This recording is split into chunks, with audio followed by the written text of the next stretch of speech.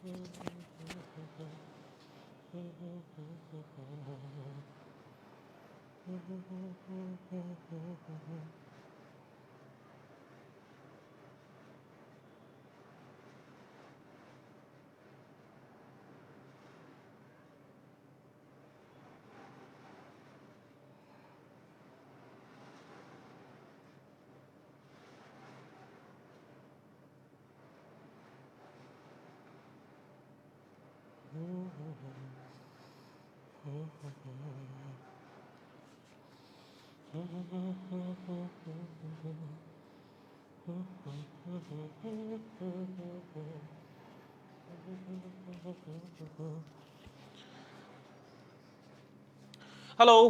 High, hello guys, কি অবস্থা সবার? একটা মিনিট, হোল্ড অন।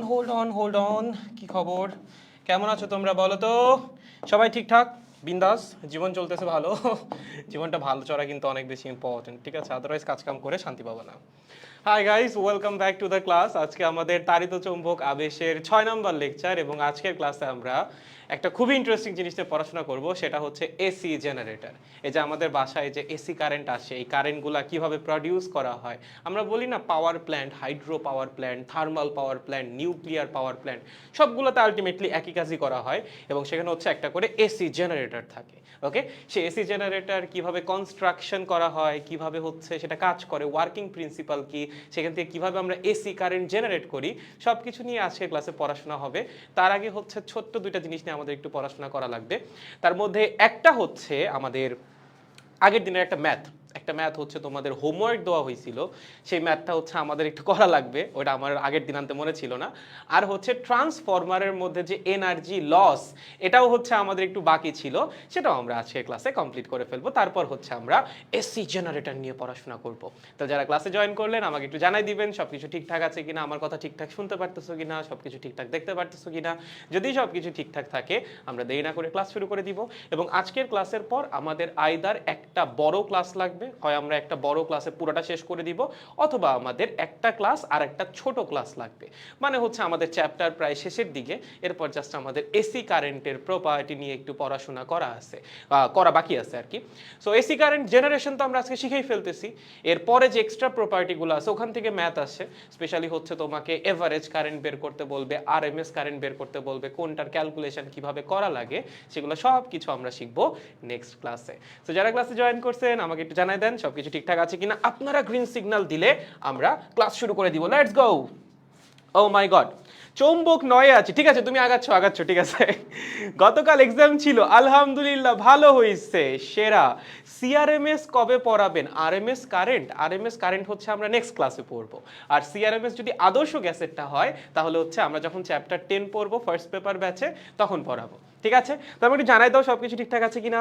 ভাইয়া কারেন্ট ইলেকট্রিসিটি শেষ না করে, না না না, কারেন্ট ইলেকট্রিসিটি না পড়ে কিন্তু ম্যাগনেটের চ্যাপ্টার আসা যাবে না, ঠিক আছে?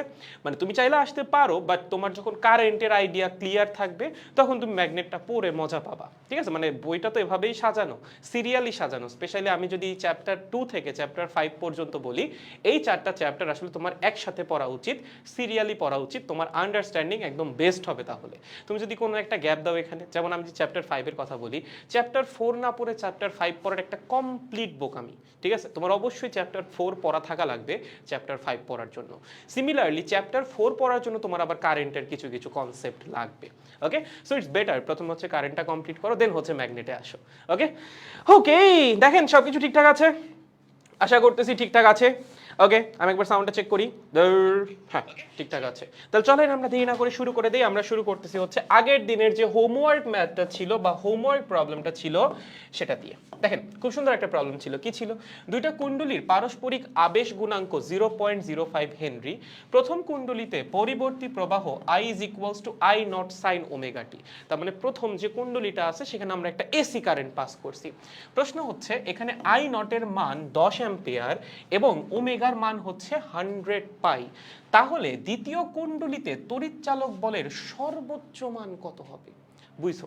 দুইটা কুণ্ডলী আছে। কি আছে ভাইয়া? দুইটা কুণ্ডলী আছে, অনেকটা ট্রান্সফরমারের মতো চিন্তা করতে পারো।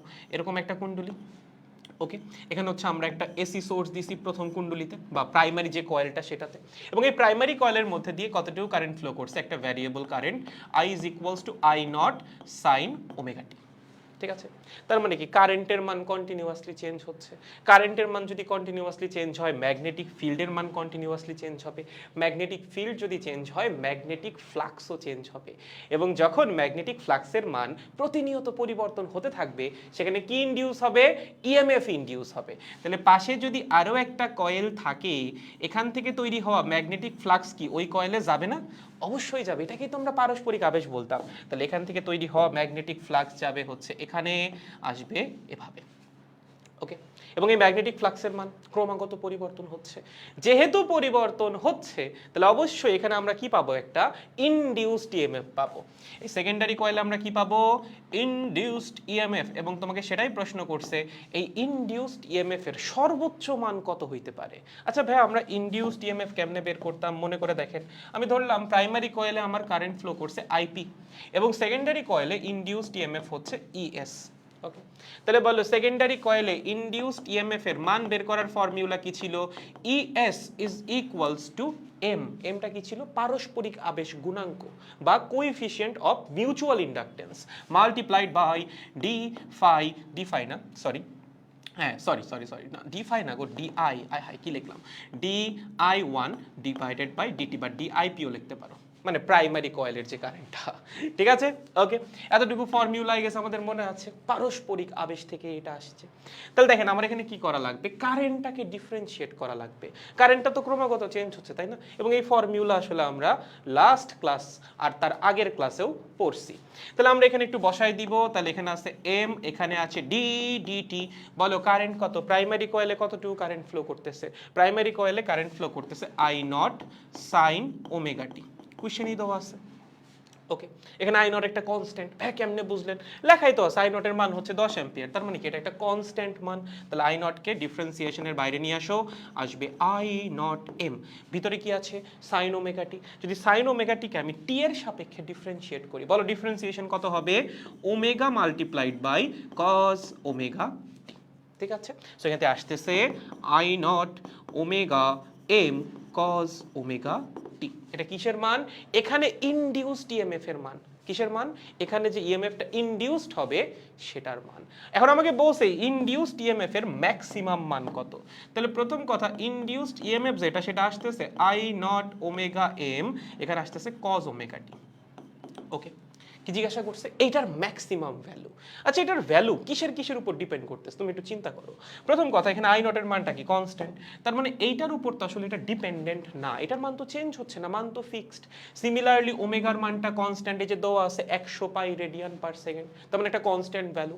সিমিলারলি এম এর মান, পারস্পরিক আবেশ গুণাঙ্কের মান কনস্ট্যান্ট দেওয়া আছে 0.05 হেনরি। তার মানে প্রথম যে পার্টটা আছে এই পুরা পার্টটাই হচ্ছে কনস্ট্যান্ট। ওকে, ভ্যারিয়েবল পার্ট কোনটা? ভ্যারিয়েবল পার্ট হচ্ছে এইটাই, কজ ওমেগা টিটা হচ্ছে ভ্যারিয়েবল। এইটা চেঞ্জ হইতে পারে। কস থিটার মান কি? -1 থেকে +1 পর্যন্ত ভ্যারি করতে পারে না? অবশ্যই করতে পারে। তার মানে এই ইএস এর মানটা চেঞ্জ হবে কার জন্য? এই কজ ওমেগা টির জন্য। তার মানে কজ ওমেগা টির মান যখন মিনিমাম হবে তখন ইএসটা হবে মিনিমাম। কজ ওমেগা টির মান যখন ম্যাক্সিমাম হবে তখন ইএস বা ইনডিউসড ইএমএফটা হবে ম্যাক্সিমাম। তাহলে আমরা যদি ইনডিউসড ইএমএফ এর ম্যাক্সিমাম ভ্যালু চাই, কি চাই? ইনডিউসড ইএমএফ এর ম্যাক্সিমাম ভ্যালু, তখন আমার নেওয়া লাগবে কি? কজ ওমেগা টি এর ম্যাক্সিমাম ভ্যালু। ঠিক আছে, কি? কজ ওমেগা টি এর ম্যাক্সিমাম ভ্যালু। বলো কস থিটার ম্যাক্সিমাম ভ্যালু কত হয়? কজের রেঞ্জ কি? -1 থেকে +1। তার মানে কস থিটার ম্যাক্সিমাম ভ্যালু হইতে পারে +1। সো এখানে কজের মান যখন +1 হবে তখন হচ্ছে আমার ইনডিউসড ইএমএফ এর মানটা হবে ম্যাক্সিমাম। তাহলে বের করে ফেলি, ই এস ম্যাক্সিমাম, ওটা তো 1 লেখার দরকার নাই, I naught omega M. Just মান বসাই দাও। আই নটের মান কত ভাইয়া? 10। ওমেগার মান কত? ওমেগার মান হচ্ছে 100 পাই। কত? 100 পাই। এম এর মান কত? এম এর মান হচ্ছে 0.05, তাহলে আসতেছে হচ্ছে 50 পাই ভোল্ট। শেষ। এইটাই হচ্ছে ম্যাক্সিমাম ইনডিউসড ইএমএফ। কোথায়? সেকেন্ডারি কয়েলে। বুঝতে পেরেছি? সহজ, গুরুত্বপূর্ণ ম্যাথ কিন্তু, হ্যাঁ সুন্দর ম্যাথ, পরীক্ষায় চলে আসতে পারে। পারবো এই টাইপের কোয়েশ্চেন আসলে, শিওর, কনফিউশন নাই, জাস্ট এই ফর্মুলাটা মাথায় থাকা লাগবে। ইনডিউসড ইএমএফ এর ফর্মুলা একটা হচ্ছে ছিল পারস্পরিক আবেশ, আর একটা ছিল স্বকীয় আবেশ। স্বকীয় আবেশ হলে কি চেঞ্জ হতো বলতো? এখানে জাস্ট গুণাঙ্কটা চেঞ্জ হতো, আর কিছু না, এখানে খালি এল আসতো। ওকে, আর যখন পারস্পরিক আবেশ বা মিউচুয়াল ইন্ডাকটেন্স তখন এখানে এম আসবে। ঠিক আছে, ক্লিয়ার? ওকে ভাইয়া, এবার আমরা পড়বো হচ্ছে এনার্জি লসেস ইন ট্রান্সফরমার। আগের দিন আমরা ট্রান্সফরমার নিয়ে খুবই বিস্তারিত পড়াশোনা করেছি, যারা ভুলে গেছেন তাদের উদ্দেশ্যে, জাতির উদ্দেশ্যে আর একটা বার। এই হচ্ছে একটা ট্রান্সফরমার, লেট সাপোজ এই, ঠিক আছে, ট্রান্সফরমারের একটু ছবি আঁকি। এখানে আমাদের কি থাকে? এখানে থাকে হচ্ছে প্রাইমারি কয়েল। কি থাকে? Primary coil. ওকে ওকে, এরকম, এই পাশ থেকে এই পাশ থেকে হচ্ছে এরকম, এই বরাবর হচ্ছে আমরা কি দেই? ইনপুটটা দিই। ঠিক আছে, আর ওই পাশে থাকে হচ্ছে সেকেন্ডারি কয়েল। কি থাকে? সেকেন্ডারি কয়েল, যেটার সাথে আমার লোড রেজিস্টরটা আটকানো থাকে। ঠিক আছে, এরকম এরকম।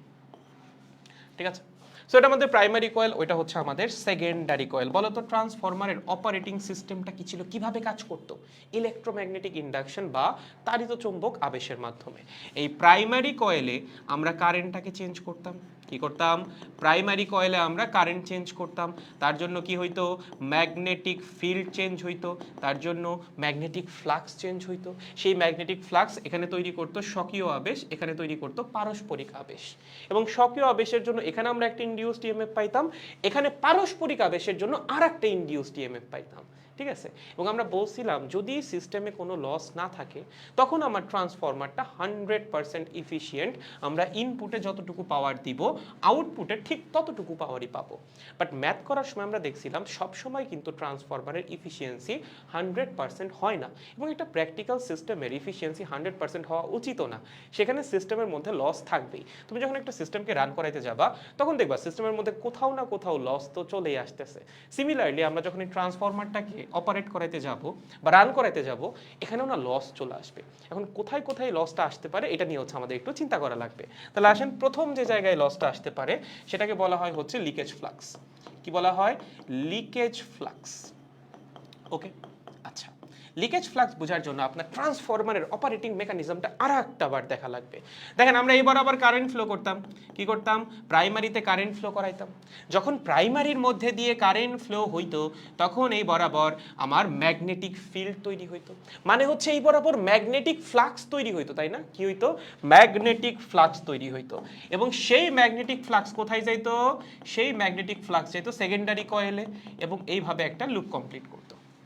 ওকে, এখন কারেন্টের মান ক্রমাগত পরিবর্তন হচ্ছে, ম্যাগনেটিক ফিল্ডের মান ক্রমাগত পরিবর্তন হচ্ছে, দ্যাট মিন্স ম্যাগনেটিক ফ্লাক্সের মানও ক্রমাগত পরিবর্তন হচ্ছে। একটা পরিবর্তনশীল ম্যাগনেটিক ফ্লাক্স যখন এই কয়েলের মধ্যে প্রবেশ করবে তখন কি কয়েলে ইএমএফ ইনডিউস হবে না? অবশ্যই হবে। এখন কথা হচ্ছে এখানে আমরা যতখানি ফ্লাক্স তৈরি করতে পারতেছি পুরোটাকে আমরা পাঠাইতে পারতেছি, এইটা হচ্ছে কথা। পুরোটা আমরা পাঠাইতে পারবো কখন? যখন সিস্টেমের মধ্যে কোনো লস থাকবে না।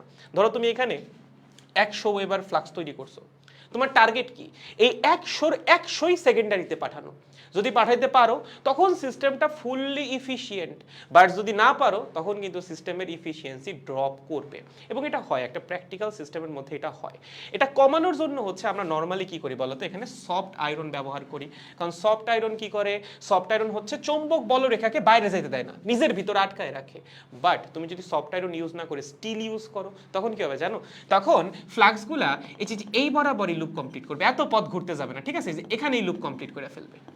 এখন এই যে ফ্লাক্সগুলা, এটা তো এখানে উৎপন্ন হয়েছিল, বাট তারা কি সেকেন্ডারি কয়েলে গেল? না। যদি তারা সেকেন্ডারি কয়েলে না যায় তাদের জন্য কি কোনো রকম ইএমএফ আবিষ্ট হবে? না। তাহলে এগুলার আসলে আমি কোনো ব্যবহারই করতে পারলাম না। আমার টার্গেট কি ছিল? টার্গেট ছিল হচ্ছে সেকেন্ডারি কয়েলে ইএমএফ জেনারেট করা, ইএমএফ ইনডিউস করা। কখন সেকেন্ডারি কয়েলে ইএমএফ ইনডিউস হবে?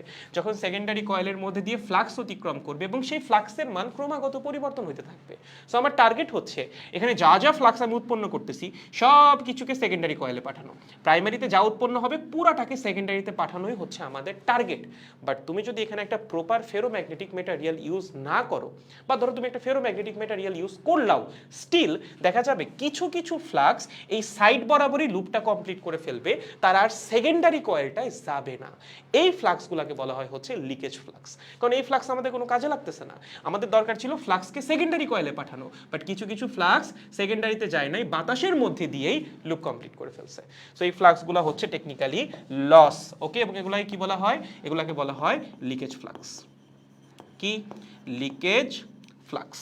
ওকে, সো লিকেজ ফ্লাক্সের মান যত বেশি, লস কি তত বেশি, তোমার সিস্টেম তত কম ইফিশিয়েন্ট। ওকে, মাথায় রাখা লাগবে লিকেজ ফ্লাক্স যত বেশি হবে, ওকে, লিকেজ ফ্লাক্স যত বেশি হবে, লিকেজ ফ্লাক্স যত বেশি সিস্টেমে লস তত বেশি, এবং লস যত বেশি সিস্টেমের ইফিসিয়েন্সি কি বলতো তত কম, তত ড্রপ করবে, তোমার ট্রান্সফরমার তত কম ইফিশিয়েন্ট হয়ে যাবে।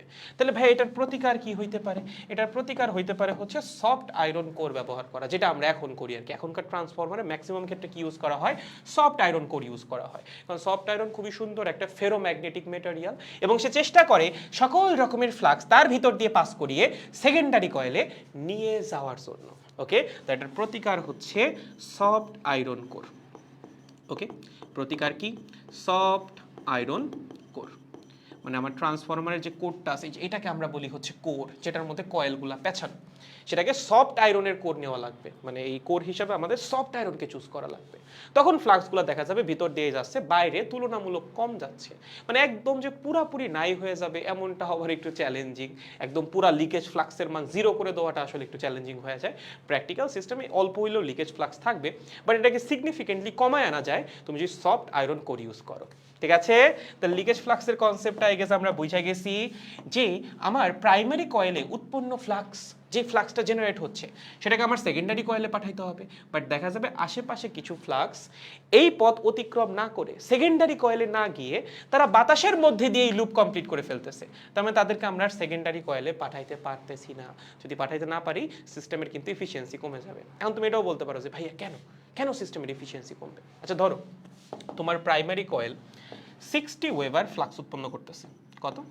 60 ওয়েবার। এই ফ্লাক্সের মান কখনো 60 ওয়েবার, কখনো আবার 0 ওয়েবার। ওকে, মানে 0 থেকে 60 এর মধ্যে ভ্যারি করতেছে, কারণ এখানে কারেন্টটা পরিবর্তনশীল।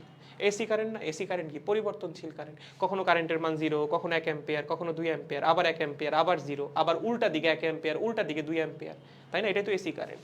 সো কারেন্টের মান ক্রমাগত চেঞ্জ হচ্ছে, ম্যাগনেটিক ফিল্ডও চেঞ্জ হচ্ছে, ফ্লাক্সের মানও চেঞ্জ হচ্ছে। সো দেখা যাবে ফ্লাক্সের মান একটা নির্দিষ্ট রেঞ্জের মধ্যে ভ্যারি করবে। এই রেঞ্জটা যখন বড় হবে তখন কি ফ্লাক্সের পরিবর্তনটা বেশি হবে, আর এই রেঞ্জটা যখন কম হবে তখন কিন্তু ফ্লাক্সের পরিবর্তনও কম হবে। দেখো ইনডিউসড ইএমএফ এর ফর্মুলা কি ছিল? ফ্যারাডের second law, N D phi by DT. Okay, তুমি যদি ইনডিউসড ইএমএফ এর মান বাড়াইতে চাও তোমার ফ্লাক্সের পরিবর্তনের হার বাড়াইতে হবে, বা ফ্লাক্সকে বেশি রেটে চেঞ্জ করা লাগবে। তার মানে ফ্লাক্সের পরিবর্তন ঘটাইতে হবে বেশি। ধরো তুমি এখানে 60 ওয়েবার তৈরি করছো, বা এখানে যে ম্যাগনেটিক ফ্লাক্সটা তৈরি করছো সেটা 0 থেকে 60 এর মধ্যে ভ্যারি করে, তাহলে ফ্লাক্সের পরিবর্তন কত? 60 ওয়েবার। এখন যদি এই 60 ওয়েবার পুরাটা এখানে না যায়, এখানে যদি 40 ওয়েবার যায়, 20 ওয়েবার যদি লস হয়ে যায় লিকেজ ফ্লাক্স হিসাবে, তাহলে এখানে ফ্লাক্স ভ্যারি করবে কতটুকু? ফ্লাক্স ভ্যারি করবে 40 ওয়েবার থেকে 0 ওয়েবারের মধ্যে। ডিফাই এর মানটা কমে যাবে না? কমে যাবে। ডিফাই এর মান যদি কমে যায় ইএমএফ এর মান কমে যাবে না? কমে যাবে। এখানে কম ইএমএফ ইনডিউসড হবে, সিস্টেমে লস চলে আসছে। বুঝতে পেরেছো? আই গেস বুঝতে পেরেছেন। সো লিকেজ ফ্লাক্স হচ্ছে সিস্টেমের জন্য এক প্রকার লস, এবং আমাদের টার্গেট হচ্ছে এই লিকেজ ফ্লাক্সটাকে কমায় আনা। ক্লিয়ার প্রথমটা? গুড। এবার আসো সেকেন্ডটা। সেকেন্ডটা কি ভাই? সেকেন্ড কিরকম লস হইতে পারে? সেকেন্ড লসটাকে আমরা বলি হচ্ছে কপার লস। কি?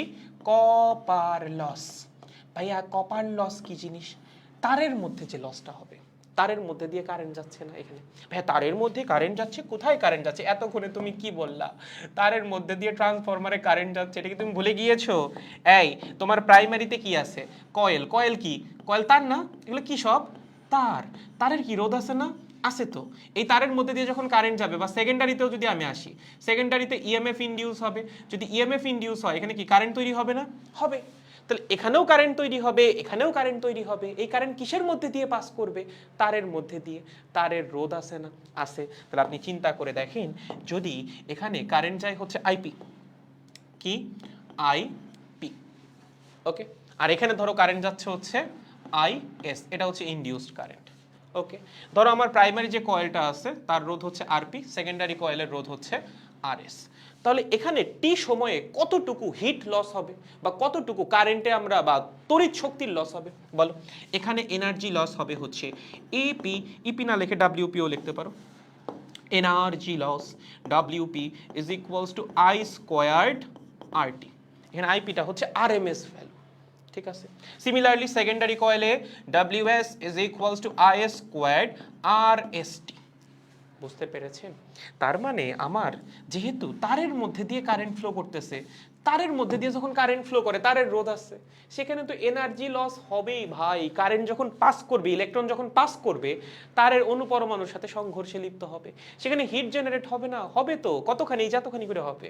ওকে, সো এইটা হচ্ছে ট্রান্সফরমারের যে তারগুলা আছে সেই তারের মধ্যে কারেন্ট প্রবাহিত হওয়ার জন্য লস। ওকে, এবং এই লসটাকে বলা হয় হচ্ছে কপার লস। ওকে, সো এটা হচ্ছে তারের মধ্যে দিয়ে কারেন্ট প্রবাহিত হওয়ার জন্য লস। তারের মধ্যে দিয়ে কারেন্ট প্রবাহিত হওয়ার জন্য লস, প্রবাহিত হওয়ার জন্য লস। ওকে, এবং এটাকে আমরা কি বলি? এটাকে আমরা বলি হচ্ছে কপার লস। বুঝতে পেরেছো? কারণ স্বাভাবিক ভাই, তারের মধ্যে দিয়ে যদি কারেন্ট যায় সে কিন্তু লস হবেই। এখন এই লসকে যদি আমরা কমাইতে চাই, কি করব আমরা? আমাদের তারের রোধের মান কমাইতে হবে। তারের রোধ যত কম হবে, হিট তত কম জেনারেট হবে এবং লস তত কম হবে। তাহলে এই লস কমানোর উপায় কি? এই লসের যদি প্রতিকার তুমি খুঁজতে চাও, যে ভাইয়া আমি এই যে লসটা এটাকে কমাইতে চাই, আমার কি করতে হবে? আমার তারের রোধ কমাইতে হবে।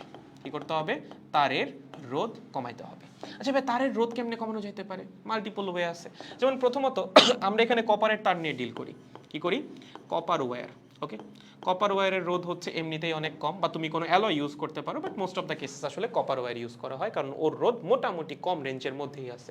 ওকে, সো কপার ওয়্যার ইউজ করার একটা বড় রিজন হচ্ছে ওর রোধ কম। সো এটা একটা প্রতিকার। আর একটা প্রতিকার হচ্ছে মোটা তার ব্যবহার করা। কি? আর একটা প্রতিকার হচ্ছে মোটা তার ব্যবহার করা। কি করা? মোটা তার ব্যবহার করা। ভাইয়া মোটা তার ব্যবহার করলে কি হবে বলো? মোটা তারের প্রস্থচ্ছেদের ক্ষেত্রফল কি হয়? বেশি হয়। মোটা তারের প্রস্থচ্ছেদের ক্ষেত্রফল কি বলতো? এই মোটা তারের কি বাইসেকশনাল এরিয়া বেশি না? বাইসেকশনাল এরিয়া বেশি। রোধের ফর্মুলা কি ছিল? Rho into L by A. Area যখন বেশি হবে রোধ তখন কি হবে ভাই? রোধ তখন কমে যাবে। বুঝতে পেরেছো? এর জন্য হচ্ছে মোটা তার ব্যবহার করা হয়। বাট এখানে সমস্যা আছে, মোটা তারের দাম কিন্তু অনেক বেশি। এটা চিকন তারের যা দাম তার তুলনায় মোটা তার অনেক বেশি কস্টলি। ওকে, তো তুমি যদি বলো যে ভাইয়া আমি ট্রান্সফরমারের সব তারই মোটা তার ব্যবহার করব, ট্রান্সফরমারের এমনি যে দাম, মোটা তার ব্যবহার করলে কিন্তু জিন্দেগি মোটামুটি অর্ধেক ওহিনেই নাই হয়ে যাবে।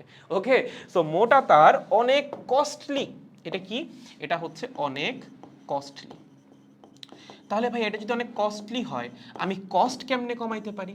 কস্ট কমানোর একটা ওয়ে আছে, সেটা হচ্ছে যেই পাশে কারেন্ট বেশি সেই পাশে মোটা তার ব্যবহার করো। কি? যেই পাশে কারেন্ট বেশি সেই পাশে মোটা তার ব্যবহার করো। মানে মানুষের যা বুদ্ধি মোটামুটি, বুঝছো? মানুষজন সেই যেই পাশে কারেন্ট বেশি, কারেন্ট বেশি সেই পাশে মোটা তার ব্যবহার করো। ওকে, সেই পাশে মোটা তার ব্যবহার করো, কারণ এটা কস্টলি। তুমি সব জায়গায় আসলে মোটা তারটা ব্যবহার করতে পারবে না, তোমার কস্টের কথাও চিন্তা করা লাগবে যখন তুমি প্রোডাকশন লেভেলে চলে যাবা। সো অবশ্যই আমরা সব জায়গায় মোটা তার তো ব্যবহার করতে পারবো না, দাম কমাইতে হবে, কস্ট রিডাকশন করতে হবে।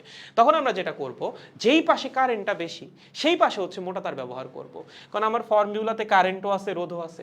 যেই পাশে কারেন্ট কম ওই পাশে তো লস এমনিই কম। লস বেশি কোথায়? যেখানে কারেন্টটা বেশি। ওই পাশে যদি রোধও বেশি হয়ে যায় তখন কিন্তু ওখানে লস অনেক বেশি হয়ে যাবে। তোমার প্রাইমারিতে ধরো টার্নস বেশি, নাম্বার অফ টার্নস বা পাক সংখ্যা বেশি, সেকেন্ডারিতে ধরো পাক সংখ্যা কম। তার মানে কি? এটা একটা step down transformer. Step down ট্রান্সফরমারে ভোল্টেজ কমে যাবে বাট কারেন্ট তো বেড়ে যাবে, তখন তুমি সেকেন্ডারিতে মোটা তার ব্যবহার করবা। ঠিক আছে? আর যদি এমন হয় যে না এটা একটা স্টেপ আপ ট্রান্সফরমার, এই পাশে ভোল্টেজ কম এই পাশে ভোল্টেজ বেশি, তার মানে এই পাশে কারেন্ট বেশি এই পাশে কারেন্ট কম, তখন তুমি প্রাইমারিতে মোটা তার ব্যবহার করবা। যেই পাশে যখন কারেন্টটা বেশি হবে সেই পাশে আমরা চেষ্টা করব হচ্ছে মোটা তার ব্যবহার করার জন্য। তাহলে একটা স্টেপ আপ ট্রান্সফরমার যদি হয় তখন আমরা প্রাইমারি কয়েলে মোটা তার ব্যবহার করব, আর যদি একটা স্টেপ ডাউন ট্রান্সফরমার হয় তখন আমরা সেকেন্ডারি কয়েলে মোটা তার ব্যবহার করব। ওকে, চল লিখতে পারো যে যদি হয় এইটা একটা step up transformer, step up. তাহলে কোথায় ব্যবহার করব? প্রাইমারি কয়েলে, ঠিক আছে? প্রাইমারি কয়েল আমরা ব্যবহার করব মোটা তার। আর যদি এমন হয় যে না ভাইয়া এইটা একটা step down transformer, step down, তখন আমরা সেকেন্ডারি কয়েলে মোটা তার ব্যবহার করব। সেক্ষেত্রে আমাদের লসও কম হবে এবং একই সাথে কস্টটাও কমে আসবে, দুই পাশে ব্যবহার করা লাগতেছে না। ক্লিয়ার? একদম সহজ। তাহলে এটা হচ্ছে আমাদের second way of loss in transformer. এবার 3 আর 4 হচ্ছে হালকা একটু কমপ্লেক্স, বাট এগুলো জীবনের জন্য আসলে দরকারি, তোমার আইডিয়া থাকলে খুব ভালো, ঠিক আছে? 3 নাম্বার যেটা, সেটা হচ্ছে হিস্টেরেসিস লস। 3 নাম্বারটা কি? 3 নাম্বারটাকে বলা হয় হিস্টেরেসিস লস। ভাইয়া হিস্টেরেসিস লস কোথায় যেন শুনছি? হিস্টেরেসিস লস বলো, কোথায় শুনছো? এই চ্যাপ্টার 4 এর যে লাস্টের ক্লাসটা ছিল সেখানে আমরা কি পড়ছিলাম? হিস্টেরেসিস লুপ পড়ছিলাম না? লাস্ট ক্লাসে বলেও দিছিলাম হিস্টেরেসিস লুপটা একবার দেখে এসো, পরের ক্লাসে কাজে লাগবে। সো এই হিস্টেরেসিস লস আমরা পাই হচ্ছে ট্রান্সফরমারের কোরের মধ্যে, ঠিক আছে? কিসের মধ্যে? কোর। কোর, এই যে কোরটা যে মেটারিয়াল দিয়ে তৈরি সেটার মধ্যে পাই। আচ্ছা, কোরটা কি দিয়ে তৈরি? Ferromagnetic material. প্রথমেই বলছিলাম ট্রান্সফরমারের কোর কি দিয়ে তৈরি হওয়া লাগবে? ফেরোম্যাগনেটিক মেটেরিয়াল দিয়ে। এবং এই যে হিস্টেরেসিস লস বা হিস্টেরেসিস লুপ, এটা কোন টাইপের ম্যাগনেটিক মেটেরিয়ালের বৈশিষ্ট্য? ফেরোম্যাগনেটিক মেটেরিয়ালের। এজন্যই এখানে আমরা কি পাই? হিস্টেরেসিস লস পাই। এখন হিস্টেরেসিস লস পাওয়ার জন্য দেখো, প্রথমে আমাদের হিস্টেরেসিস লুপটা আরেকবার স্মরণ করতে হবে। স্মরণ করাই দিচ্ছি। প্রথমে ট্রান্সফরমারটা একটু এখানে এই, ওকে, এখানে সিমিলারলি এই এই এই এই এই, ওকে, এই এই।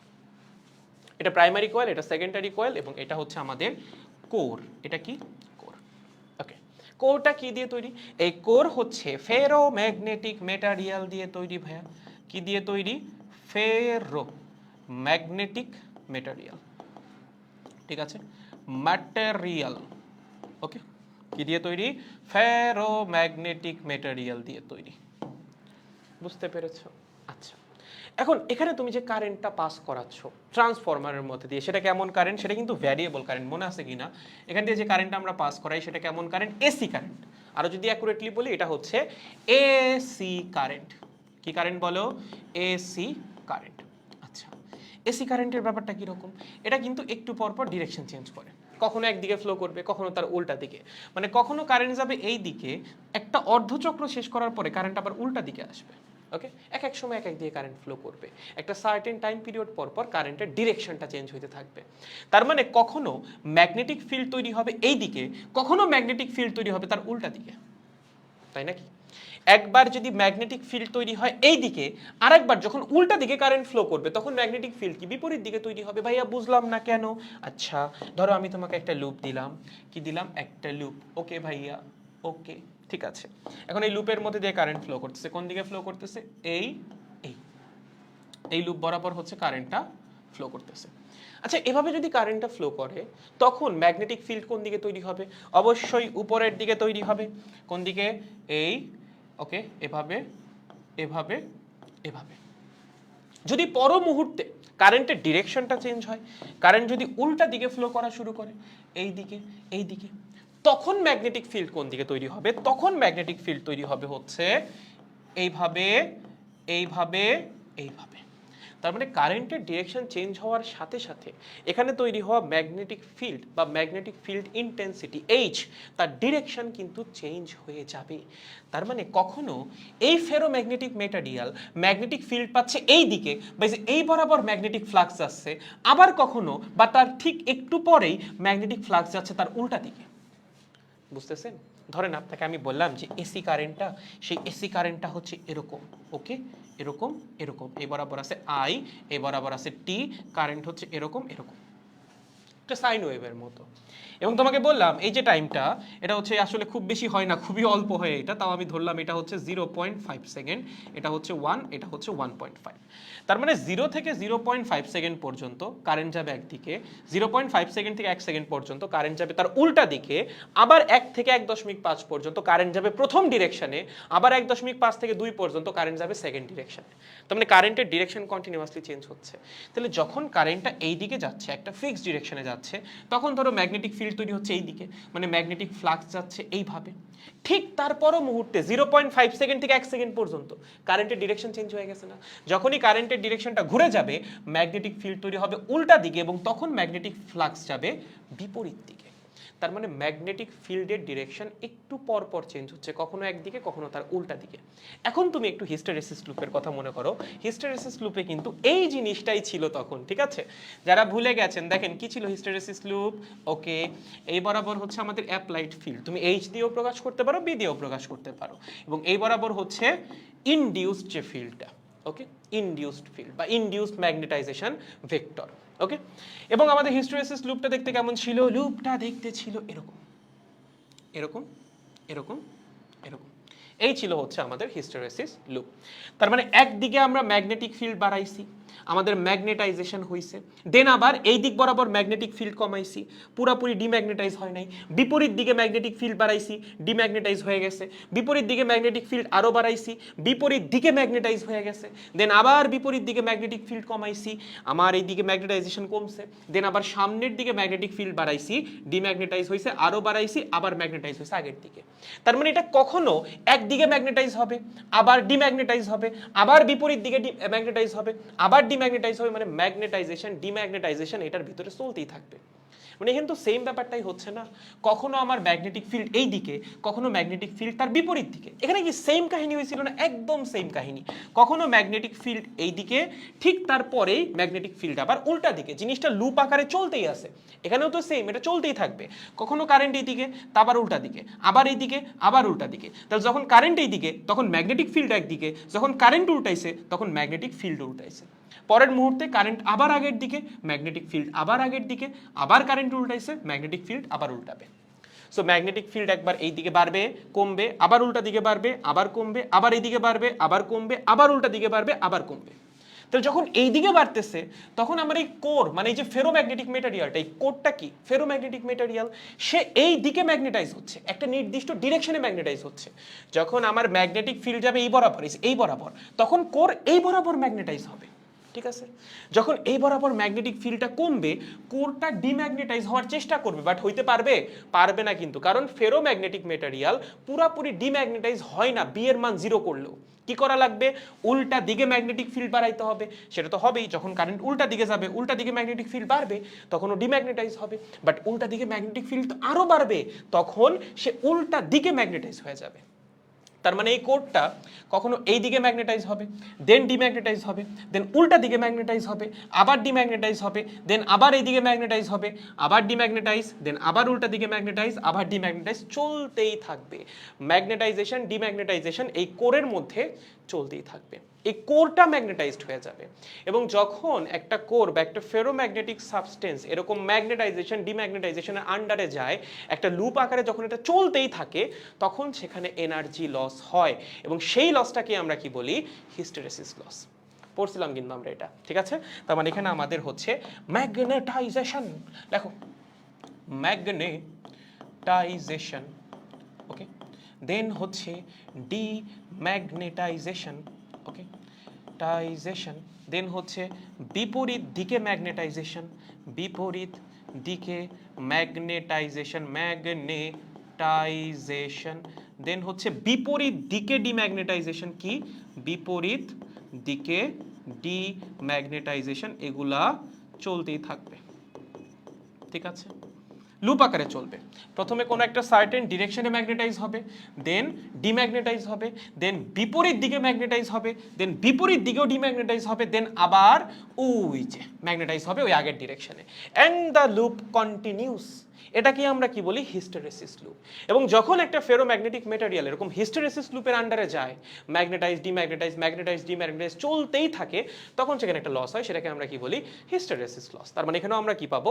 হিস্টেরেসিস লসটা পাবো। এবং হিস্টেরেসিস লস কিভাবে মেজার করতাম মনে করে দেখো। হিস্টেরেসিস যে লসটা, হিস্টেরেসিস যে লস, এটা হয় এই হিস্টেরেসিস লুপের এরিয়ার সমানুপাতিক। তার মানে এরিয়া যত বেশি, হিস্টেরেসিস লস তত বেশি। কি? হিস্টেরেসিস লস তত বেশি, এই এরিয়ার সমানুপাতিক হয়।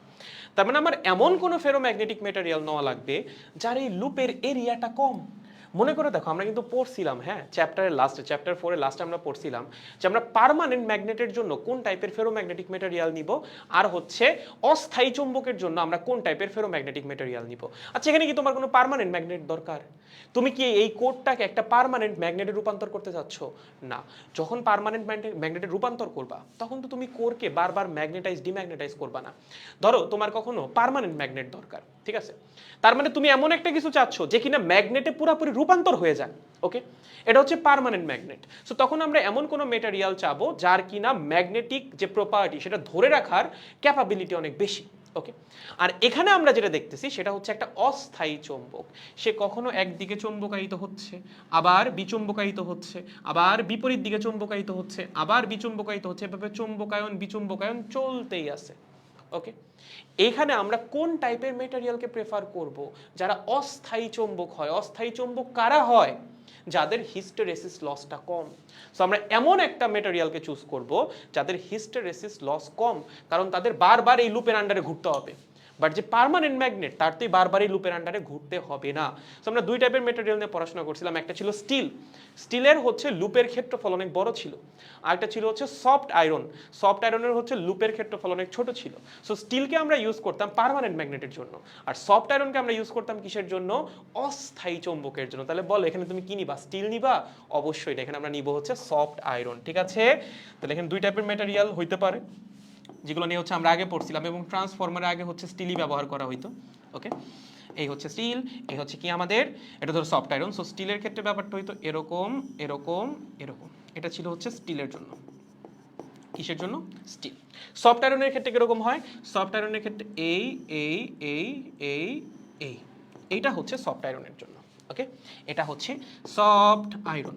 তাহলে বলেন লস কম কোনটায়? হিস্টেরেসিস লস কম কোনটায়? এই যে সফট আয়রনে। এর জন্য হচ্ছে আমরা কোর হিসাবে কি নেই? সফট আয়রন নেই। বুঝতে পেরেছো? সো সমাধান হচ্ছে হিস্টেরেসিস লস কমানোর সফট আয়রনের কোর নাও। কি নাও? সফট আয়রনের কোর। বুঝতে পেরেছি? একদম ইজি, ওকে। চ্যাপ্টার 4 এ আমরা পড়ছিলাম। Clear guys? সো এটা হচ্ছে 3 নাম্বার লস, যেটা একটা ট্রান্সফরমারের মধ্যে ঘটতে পারে। তাহলে প্রথমে আমরা কি দেখছি? প্রথমে দেখছি হচ্ছে আমরা লিকেজ ফ্লাক্স, এরপর হচ্ছে কপার লস, এবং এটা হচ্ছে হিস্টেরেসিস লস। তাহলে লিকেজ ফ্লাক্সটা হচ্ছে যেই ফ্লাক্সগুলো বাইরে দিয়ে বের হয়ে যাচ্ছিল, ওকে। যেটা কপার লস সেটা হচ্ছে এই তারগুলার প্রপার্টি, তারের জন্য যে লস হচ্ছে বা তারের রোধের জন্য যে লস হচ্ছে। আর হিস্টেরেসিস লস হচ্ছে এই যে কোরটা আছে না, যে কোরের মধ্যে তুমি তারটাকে পেঁচাইছো, সেই কোরের লস। সেই কোরটা বারবার ম্যাগনেটাইজ হচ্ছে, ডিম্যাগনেটাইজ হচ্ছে, তার জন্য কোরের ভিতরে যে লসটা হচ্ছে সেটা হচ্ছে আমাদের hysteresis loss. Clear? Sure? Good. এটা হচ্ছে 3 নাম্বার। এখন এই কোরের মধ্যে আরো এক রকম লস হইতে পারে। যারা পরবর্তীতে ট্রিপলি নিয়ে পড়াশোনা করবা, বা তুমি যেই ইঞ্জিনিয়ারিং সাবজেক্টই পড়ো না কেন, তোমার আসলে ট্রিপলির কোর্স করাই লাগবে, ইটস এ মাস্ট। তখন তোমরা দেখবা ট্রান্সফরমার নিয়ে যখন পড়তে যাবা, খুব ফেমাস একটা টার্ম আছে এডি কারেন্ট লস বা এডি কারেন্ট। এটা হচ্ছে তুমি প্রচুর ফেস করবা। এটাই ট্রান্সফরমারের মধ্যে 4 নাম্বার লসটা। সেটা কি? সেটা হচ্ছে এডি কারেন্ট লস। লেখো, এডি কারেন্ট লস। আচ্ছা, এডি কারেন্টটা কি এটা একটু বোঝানোর চেষ্টা করি। খেয়াল করো, দেখো, ধরো তোমার কাছে একটা ট্রান্সফরমার আছে, ঠিক আছে। তুমি বইয়ের মধ্যে এই টার্মগুলো পাবা, বাট ব্যাখ্যা দেওয়া আছে নাকি I am not sure, most probably না। সো ব্যাখ্যাটা হচ্ছে একটু দেখে নাও। ধরো এরকম একটা ট্রান্সফরমার তোমার কাছে আছে। আচ্ছা, একটা কাজ করি, এটাকে আর বড় করি বা একটু ছোট করি, ওকে। এই বা আর একটু বড় করা লাগবে গো, এবার ঠিক আছে। এমন একটা ট্রান্সফরমার হচ্ছে তোমার কাছে আছে, ওকে। এবার এই ট্রান্সফরমারের মধ্যে তুমি কি করলা? এই যে কয়েল পেঁচাইলা, এই এই এই এই এই এই এরকম এরকম এরকম এরকম, ঠিক আছে, ওকে। সিমিলারলি এই পাশেও তুমি কয়েল পেঁচাইলা, এরকম এরকম এরকম এরকম এই এই। আচ্ছা, এখন তুমি প্রাইমারি কয়েলে কি করবা? কারেন্ট ফ্লো করাবা, সেটাকে আমরা বলতেছি হচ্ছে প্রাইমারি কয়েলের কারেন্ট। আচ্ছা, এই কারেন্টটা কেমন কারেন্ট? এটা হচ্ছে এসি কারেন্ট, মানে যেই কারেন্টটা ক্রমাগত পরিবর্তন হচ্ছে। সো আমার প্রাইমারি কয়েলের যে কারেন্টটা আইপি, সেটা তো কন্টিনিউয়াসলি পরিবর্তন হচ্ছে, তাই না? কন্টিনিউয়াসলি পরিবর্তন হচ্ছে, ওকে। পরিবর্তন হচ্ছে, ভাই কোনো সমস্যা নাই। কারেন্ট যদি পরিবর্তন হয়, তার মানে এখানে তৈরি হওয়া ম্যাগনেটিক ফিল্ডও ক্রমাগত পরিবর্তন হচ্ছে। কি চেঞ্জ হচ্ছে? বি এর মান চেঞ্জ হচ্ছে, বা বি এর ডিরেকশনও চেঞ্জ হচ্ছে। বি এর মান চেঞ্জ হচ্ছে, বা বি চেঞ্জ হচ্ছে বলতে পারো, মান বলাটা ঠিক না, বি এর ডিরেকশনটাও এখানে চেঞ্জ হবে, ওকে ফাইন। সো বি যদি চেঞ্জ হয়, তার মানে এখানে ফ্লাক্সের মান চেঞ্জ হচ্ছে। ফ্লাক্সের মান চেঞ্জ হচ্ছে, হাজারবার পড়ছি এই জিনিস আমরা। যখন কারেন্ট চেঞ্জ হবে ম্যাগনেটিক ফিল্ড চেঞ্জ হবে, ম্যাগনেটিক ফিল্ড যদি চেঞ্জ হয় ফ্লাক্স চেঞ্জ হবে, এবং যখন ফ্লাক্স পরিবর্তন হয় তখন কি হয়, ইএমএফ ইনডিউসড হয়। এখন কথা হচ্ছে ইএমএফ কোথায় কোথায় ইনডিউসড হবে? ভাই আমরা জানি ইএমএফ এই প্রাইমারি কয়েলের মধ্যে ইনডিউসড হবে, ঠিক আছে, ইএমএফ এই সেকেন্ডারি কয়েলের মধ্যেও ইনডিউসড হবে, বাট আরও একটা জায়গায় ইএমএফ ইনডিউসড হবে। প্রথম কথা আমরা বলতেছি এখানে ফ্লাক্স তো চেঞ্জ হচ্ছে, ফ্লাক্স যদি চেঞ্জ হয় তাহলে ইএমএফ তো ইনডিউসড হওয়ার কথা, ইয়েস ইএমএফ তো ইনডিউসড হবে, ইএমএফ ইনডিউসড হবে, বাট ইএমএফ কোথায় কোথায় ইনডিউসড হবে? ইএমএফ প্রাইমারি কয়েলে ইনডিউসড হবে জানি, সেকেন্ডারি কয়েলে ইনডিউসড হবে জানি, তার মানে কয়েলে ইএমএফ ইনডিউসড হবে এটা আমরা জানি। আরও একটা জায়গায় ইএমএফ ইনডিউসড হবে, কোথায়? সেটা হচ্ছে কোরের মধ্যে। কোথায়? এই কোর। এই কোর কি দিয়ে তৈরি? ম্যাগনেটিক মেটেরিয়াল দিয়ে তৈরি। কি দিয়ে তৈরি? ম্যাগনেটিক মেটেরিয়াল দিয়ে তৈরি। যখন এই কোরের মধ্যে দিয়ে ফ্লাক্সগুলো যাবে, ফ্লাক্স কি এখান থেকে অদৃশ্যভাবে এখানে যাবে না, ফ্লাক্সের অতিক্রম করা লাগবে কি কোরের মধ্যে দিয়ে না? এই ফ্লাক্স তো কোরের মধ্যে দিয়ে যাবে গো ভাই। কিসের মধ্যে দিয়ে? কোরের মধ্যে দিয়ে। ফ্লাক্সের মান পরিবর্তন হচ্ছে, সেটা কি শুধুমাত্র কয়েলের মধ্যে না, এই কোরের মধ্যে দিয়ে যখন যাচ্ছে তখনও তো ফ্লাক্স চেঞ্জ হচ্ছে। ধরো ফ্লাক্স যখন এখান দিয়ে যাওয়া শুরু করলো, ধরো 10 ওয়েবার, কোরের মধ্যে দিয়ে 10 ওয়েবার, এরপর 8 ওয়েবার, কোরের মধ্যে দিয়ে 8 ওয়েবার, তাহলে কয়েলের মধ্যে 10 থেকে 8 হইছে, কোরের মধ্যেও তো 10 থেকে 8 হইছে। তার মানে ফ্লাক্সের পরিবর্তন শুধুমাত্র কয়েলের মধ্যে না, এই পরিবর্তনটা এই যে কোর আছে বা কোরের যে মেটেরিয়াল সেও কিন্তু ফেস করবে।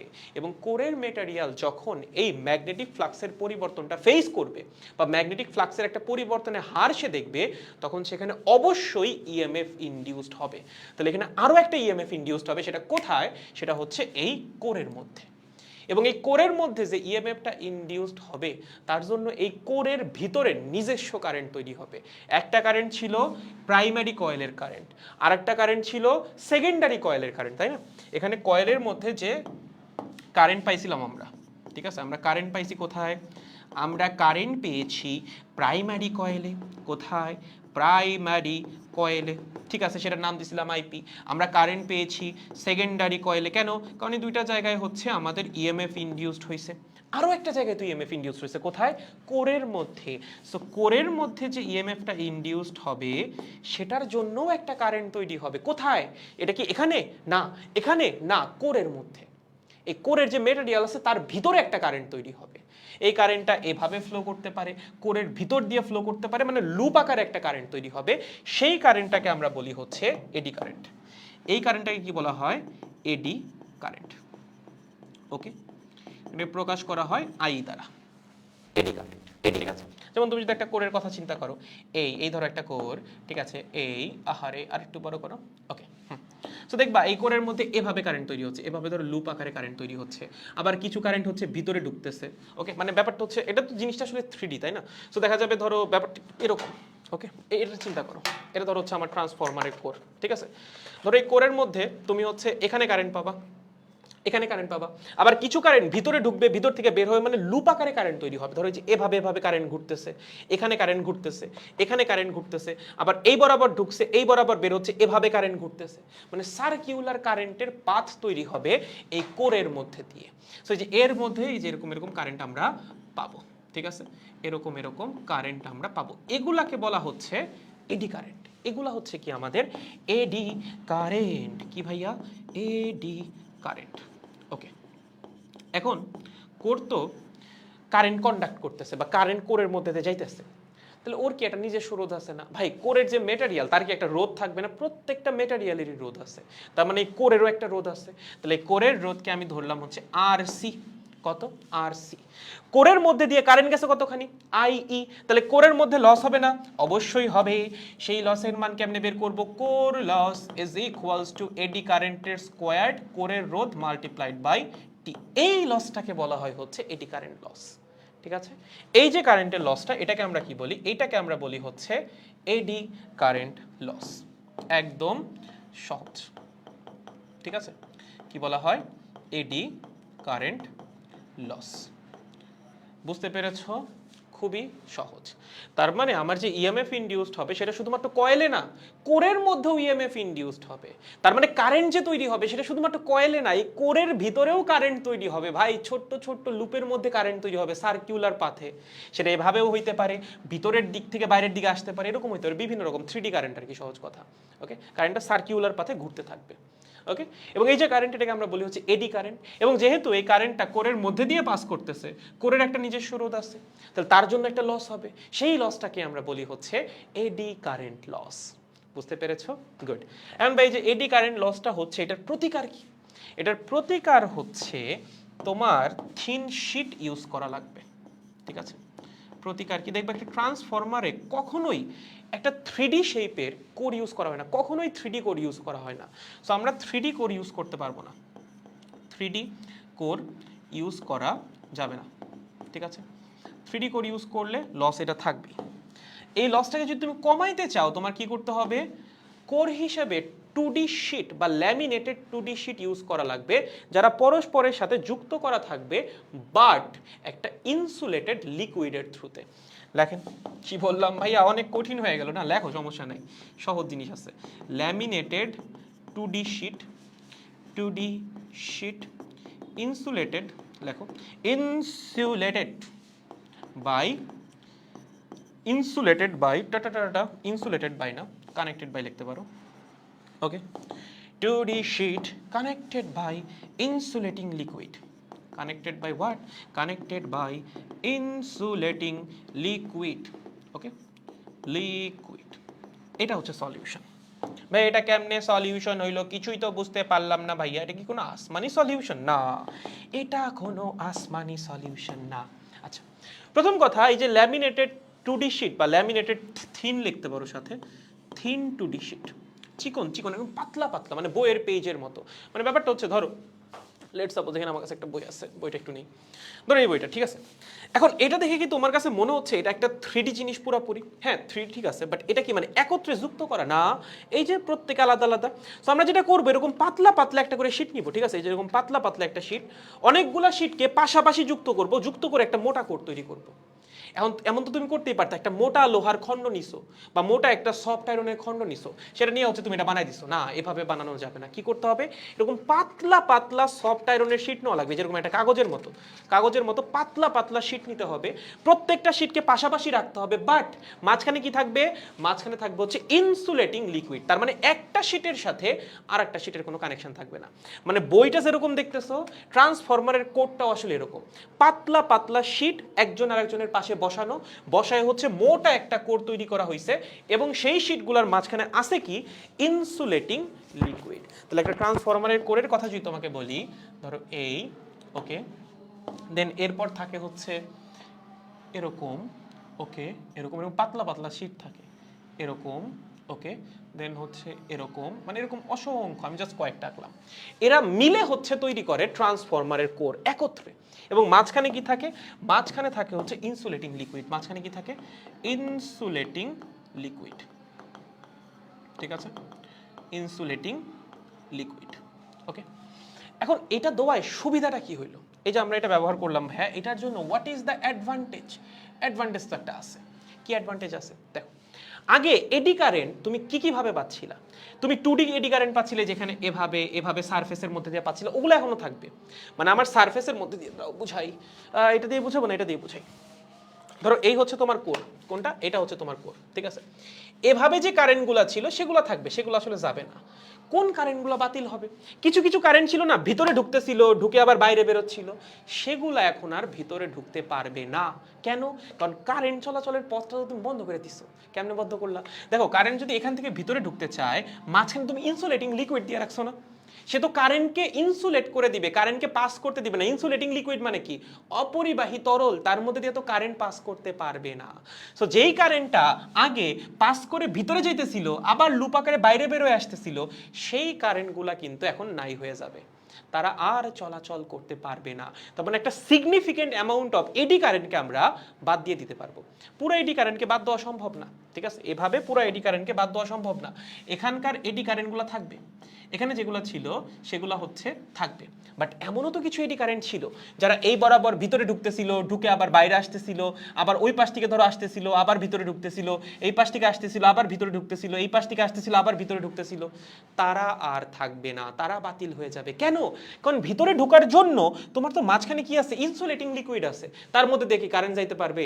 পারবে না। তার মানে এডি কারেন্টটা সিগনিফিকেন্টলি কমে যাবে যখন তুমি এই সেটআপে চলে যাবা। ওকে, কি হবে? এডি কারেন্ট কমে যাবে, এডি কারেন্ট কমে যাবে।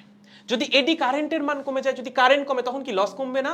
অবশ্যই কমবে, তখন আসলে লসটাও কমে যাবে, লস কি হবে? কমে যাবে। সো এভাবে হচ্ছে আমরা এডি কারেন্ট লসটা কমায় ফেলতে পারি এবং একটা ট্রান্সফরমারকে আরো এফিশিয়েন্ট বানাতে পারি। ওকে, সো এই হচ্ছে ট্রান্সফরমারের মধ্যে 4 রকমের লস। এর বাইরে আসলে ট্রান্সফরমারের লস বলে আর তেমন কিছু নাই। এই 4টা সম্পর্কে আইডিয়া থাকলে that is more than enough. So 4টা সম্পর্কে আলোচনা তো আমরা করছি এবং সেই 4টার প্রতিকারও তোমাদেরকে বলে দিছি। এখান থেকে যে কোনো রকম প্রশ্ন আসলে তুমি আসলে অ্যান্সার করতে পারা উচিত। দেখো বুঝছো কিনা, কারো কোনো কনফিউশন আছে কোনোটা নিয়ে থাকলে আমাকে জিজ্ঞাসা করতে পারো। I will try to make it clear. দেখেন বুঝছেন কিনা, সহজ। দেখো দেখো দেখো, আমরা কি পর্যন্ত বুঝতে পেরেছি? আচ্ছা, ওই এখনো আছে সিআরএমএস নিয়ে, ভাইরে ভাই। গাইস, এই পর্যন্ত কি আমাদের ক্লিয়ার? 4 রকমের টোটাল লস আছে ট্রান্সফরমারের মধ্যে। প্রত্যেকটা লস কি আমরা বুঝতে পেরেছি নাকি বুঝতে পারি নাই? আমাকে একটু জানান। বুঝতে পারলে খুব ভালো, আমরা সামনে আগে যাব। আমাদের একটু এসি জেনারেটর নিয়ে পড়াশোনা করা লাগবে। এডি কারেন্টটা আবার ঠিক আছে। ওকে, এডি কারেন্টের ব্যাপার যেটা, দেখো আমরা যখন এখানে পরিবর্তনশীল কারেন্ট ফ্লো করাচ্ছি, এখানে ম্যাগনেটিক ফিল্ড তৈরি হচ্ছে বা ম্যাগনেটিক ফ্লাক্স তৈরি হচ্ছে। সেটা কি কনস্ট্যান্ট? অবশ্যই না। কারেন্টের মান চেঞ্জ হইলে ম্যাগনেটিক ফিল্ড চেঞ্জ হবে, ম্যাগনেটিক ফ্লাক্স চেঞ্জ হবে। তার মানে এখানে একটা পরিবর্তনশীল ম্যাগনেটিক ফ্লাক্স পরিভ্রমণ করতেছে এবং সেই ম্যাগনেটিক ফ্লাক্সের কন্টিনিউয়াস পরিবর্তনের জন্য এই কয়েলের মধ্যে ইএমএফ ইনডিউসড হচ্ছে, ওই কয়েলের মধ্যেও ইএমএফ ইনডিউসড হচ্ছে। এই কোরের মধ্যে কি ইএমএফ ইনডিউসড হবে না? হবে। ঠিক আছে, আমরা আদর্শ বা আইডিয়াল কেসে ধরে নিই যে না, কোরের মধ্যে কোনো রকম ইএমএফ ইনডিউসড হবে না। বাট এই যে আমার ম্যাগনেটিক ফ্লাক্সে পরিবর্তন আসতেছে, সে তো শুধুমাত্র কয়েলগুলা ফেস করতেছে না, সে তো এই কোরটাও ফেস করতেছে, তাই না?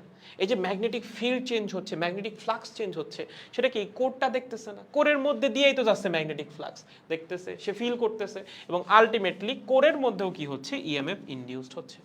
এবং যখন কোরের মধ্যে ইএমএফ ইনডিউসড হচ্ছে, তখন কোরের মধ্যে একটা কারেন্ট তৈরি হচ্ছে। ট্রান্সফরমারের যে কোর, তার মধ্যে যে কারেন্টটা তৈরি হয় সেটাকেই বলা হয় হচ্ছে এডি কারেন্ট।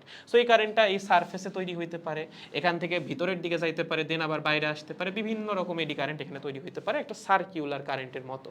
সো কারেন্ট এখানে একটা সার্কিউলার পাথ তৈরি করে নিবে এই কোরের মধ্যে, এবং এই কারেন্ট যখন কোরের মধ্যে দিয়ে প্রবাহিত হবে তখন অবশ্যই সেখানে একটা লস হবে। সেটাকে আমরা বলতেছি এডি কারেন্ট লস। কারণ এই কোরের কি একটা রোধ আছে না? অবশ্যই প্রত্যেকটা জিনিসেরই রোধ আছে। তো যার রোধ আছে তার মধ্যে যখন কারেন্ট যাবে তখন সেখানে লস হবে না? হবে তো। সো এডি কারেন্টের জন্য যে লসটা হবে সেটাকে আমরা বলি হচ্ছে এডি কারেন্ট লস। এবং এই লস কমানোর উপায় কি? এডি কারেন্ট কমাইতে হবে। এডি কারেন্ট কেমনে কমাবা? দেখো, এই সারফেসের কারেন্টকে তুমি কমাইতে পারবে না। কমাইতে হবে হচ্ছে যেই কারেন্টগুলো ভিতরের দিকে যাচ্ছে। ঠিক আছে, ধরো তোমার টোটাল হচ্ছে, তুমি সব কিছু যোগ করে দেখলে এখানে এডি কারেন্ট হচ্ছে লেট সাপোজ 20 অ্যাম্পিয়ার। ঠিক আছে, কত? এত বেশি হয় না, আর অনেক কম হবে। ধরো 20 আর 200 মিলি অ্যাম্পিয়ার। কত? 200 মিলি অ্যাম্পিয়ার। তার মানে সারফেসের যে কারেন্টগুলো আছে সেগুলো হচ্ছে 50 মিলি অ্যাম্পিয়ার। বাকি যে 150 মিলি অ্যাম্পিয়ার সেগুলো হচ্ছে ভিতরে যাচ্ছে আবার বাইরে আসতেছে, ভিতরে যাচ্ছে আবার বাইরে আসতেছে। ওই 150 মিলি অ্যাম্পিয়ার কমানো হচ্ছে আমাদের টার্গেট। তখন আমরা কি করব? ছোট ছোট ল্যামিনেটেড, পাতলা পাতলা ল্যামিনেটেড শীট ইউজ করব। ইউজ করে সেগুলোকে একসাথে করব, করে হচ্ছে একটা মোটা কোর বানাবো, বাট মাঝখানে দিয়ে দিব ইনসুলেটিং লিকুইড। তখন এই যে আমার ছোট ছোট শীটগুলা, সেটা তারা কিন্তু পরস্পরের থেকে ইনসুলেট হয়ে যাবে। তাদের মধ্যে কোনো রকম বৈদ্যুতিক সংযোগ থাকবে না, মানে তাদের মধ্যে বিদ্যুৎ চলাচল আর সম্ভব না। ধরো এখানে একটা শীট আছে, এখানে একটা শীট আছে, মাঝখানে আছে ইনসুলেটিং লিকুইড। তখন কি এই শীট থেকে এই শীটে কারেন্ট যাবে?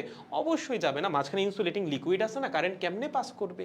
ওকে, সো ভিতরের দিকে যে এডি কারেন্টগুলো যাচ্ছিল বা আমার কোরের ভিতর থেকে বাইরের দিকে যে এডি কারেন্টগুলো আসতেছিল সেগুলো তখন নাই হয়ে যাবে। সো এডি কারেন্টের মান যখন কমে যাবে তখন অবশ্যই লসের মানটাও কমে যাবে। ঠিক আছে, দেখো বুঝছি কি না? ও মাই গড। ওকে, ক্লিয়ার। ঠিক আছে, বইয়ের মধ্যে একটু দেখো তো এডি কারেন্ট আছে কিনা তোমাদের নতুন এডিশনের বইয়ে। থাকার কথা না, বাট কঠিন কিছু না আর কি। লাইক তুমি একবার বুঝে গেলে এগুলো আসলে খুব সহজ জিনিস। ঠিক আছে, ওকে ওকে, ঠিক আছে। এবার হচ্ছে এসি জেনারেটর। আচ্ছা, তার আগে হচ্ছে তোমাদের একটা চিন্তা করার মতো প্রশ্ন দিব। আগের দিন হচ্ছে আমি একটা অনুধাবনমূলক প্রশ্ন দিছিলাম। ওকে, আজকে হচ্ছে আরেকটা দিব। ওকে, অনুধাবনমূলক প্রশ্ন আগের দিন কি ছিল বলো তো? ট্রান্সফরমার কেন ডিসি কারেন্টে কাজ করে না? ওকে, এটা তোমাদের আগের দিন চিন্তা করতে বলছিলাম, আশা করি চিন্তা করছো। কারণ ডিসি কারেন্ট যদি ফ্লো করে সেখানে ম্যাগনেটিক ফিল্ড চেঞ্জ হবে না, একটা কনস্ট্যান্ট মান থাকবে, এবং ম্যাগনেটিক ফ্লাক্সও চেঞ্জ হবে না, একটা কনস্ট্যান্ট মান থাকবে। আর ম্যাগনেটিক ফ্লাক্সের মান যদি পরিবর্তন না হয় সেক্ষেত্রে তো আসলে কোনো রকম ইলেকট্রোম্যাগনেটিক ইন্ডাকশন হওয়া সম্ভব না। আর ট্রান্সফরমার কাজ করতেছিল কিভাবে? ইলেকট্রোম্যাগনেটিক ইন্ডাকশনের মাধ্যমে। যদি ইলেকট্রোম্যাগনেটিক ইন্ডাকশন নাই থাকে তখন ট্রান্সফরমার কাজ করবে কেমনে? করা সম্ভব না। আজকে তোমাদের আর একটা জিনিস চিন্তা করতে দিব, সেটা হচ্ছে ধরো তোমার কাছে একটা কুণ্ডলী আছে, এটা চিন্তা করবা, ঠিক আছে? এখনই চিন্তা করবা। ওকে, আমি জাস্ট একটু পানি খাইতে যাব, এর মধ্যে একটু চিন্তা করবা, ঠিক আছে? ধরো এখানে একটা কুণ্ডলী আছে, এই কুণ্ডলীর মধ্যে দিয়ে তুমি কারেন্ট ফ্লো করাচ্ছ। ওকে, এখানে কি সেলফ ইন্ডাকটেন্স বা স্বকীয় আবেশ ঘটবে না? অবশ্যই ঘটবে। এবং এই স্বকীয় আবেশ কিন্তু ভালো কিছু না। স্বকীয় আবেশ কিন্তু তোমার যে কারেন্টটা ফ্লো করাচ্ছ তার এগেনস্টে একটা কারেন্ট তৈরি করে দিচ্ছে, তবে তোমার কারেন্টের মানটাকে কমায় দিচ্ছে, বা তোমার কারেন্টের মানের যে পরিবর্তনটা সেটাকে বাধা দিচ্ছে। আবেশ বা স্বকীয় আবেশটা কি বাধা না? স্বকীয় আবেশ তো বাধা। লেঞ্জের সূত্র কি বলে? এই যে ইলেকট্রোম্যাগনেটিক ইন্ডাকশনটা ঘটবে, এটা কি? এটা তো বাধা, যে কারণে তৈরি হবে সেই কারণকেই সে বাধা দিবে। তাহলে আমার তারের মধ্যে দিয়ে কারেন্ট যাচ্ছে, তার জন্য বা কারেন্টের মানটা পরিবর্তন হচ্ছে, তার জন্য এখানে ইলেকট্রোম্যাগনেটিক ইন্ডাকশন ঘটতেছে, এবং তার জন্য এখানে স্বকীয় আবেশ ঘটছে। এটাকে তো বলতাম স্বকীয় আবেশ। এবং এই স্বকীয় আবেশের ফলে এখানে একটা ইনডিউসড ইএমএফ আমরা পাবো, এখানে একটা ইনডিউসড কারেন্ট আমরা পাবো, সেটা আমাদের প্রবাহিত কারেন্টের জন্য বাধা। সো স্বকীয় আবেশ কিন্তু ভালো কিছু না, ঠিক আছে? স্বকীয় আবেশ হচ্ছে খারাপ। কি? খারাপ। ভাইয়া কার মতো? আপনার মতো? আমার মতো হইলে তো ভালোই হয়েছিল। স্বকীয় আবেশ কিন্তু ভালো না গো, স্বকীয় আবেশ খারাপ, ঠিক আছে? এই স্বকীয় আবেশটাকে যদি নাই করে ফেলা যায় তাইলে তাইলে কিন্তু খুব ভালো হয়। কারণ স্বকীয় আবেশ কোনোভাবেই আমাকে এই কারেন্টের মানটা চেঞ্জ করতে দিচ্ছিল না, বা কারেন্টের পরিবর্তনকে বাধা দিচ্ছিল। আমি পরিবর্তন করতেছি বাট সে বাধা দিচ্ছে। এখন বাধা না থাকলে তো সেটা আরো ভালো, তাই না? আমি একটা রাস্তায় চলতেছি, সেই রাস্তায় বাধা আছে, বাধা থাকলে ভালো না থাকলে ভালো? না থাকলে ভালো। সো সিমিলারলি স্বকীয় আবেশ না থাকলে ভালো। প্রশ্ন হচ্ছে একটা তারের মধ্যে দিয়ে কারেন্ট তুমি ফ্লো করাবা, বাট সেখানে স্বকীয় আবেশ থাকবে না, এইটা কেমনে পসিবল? ঠিক আছে, এই টাইপের তার বা কুণ্ডলীকে বলা হয় হচ্ছে আবেশহীন কুণ্ডলী। কি বলা হয়? আবেশহীন কুণ্ডলী। ওকে, সো তুমি যদি একটা আবেশহীন কুণ্ডলী বানাইতে চাও, তাহলে তোমার এমন একটা কুণ্ডলী ডেভেলপ করা লাগবে যার মধ্যে স্বকীয় আবেশ নাই। কি নাই? স্বকীয় আবেশ নাই। প্রশ্ন হচ্ছে হাউ? চিন্তা করো, think think think think think. কিছু কিছু জিনিস তো নিজের চিন্তা করতে হবে, তাহলেই না মাথার মধ্যে একটু ব্রেইন স্টর্মিংটা ঘটবে। আর যদি ভাইয়া চিন্তা না করি, তাহলে ভাইয়া আপনি যতটুকু পড়াবেন ততটুকুই আমার মুখস্থ, সেটাই আমি পরীক্ষার হলে যা ডেলিভার করে আসবো, তাতে কিন্তু তোমার ইমপ্রুভমেন্ট খুব বেশি হবে না। ঠিক আছে, তো একটু চিন্তা করেন, 2 মিনিট চিন্তা করবেন, আমি আসার পর যেন আপনাদের কাছ থেকে একটা উত্তর পাই। ঠিক আছে, জাস্ট চিন্তা করো কিভাবে একটা কুণ্ডলীর মধ্যে থেকে স্বকীয় আবেশকে আমরা সরাই ফেলতে পারি। ওকে, তাইলেই মোটামুটি হচ্ছে। ঠিক আছে, ওকে, থিঙ্ক বাচ্চারা, চিন্তা করেন।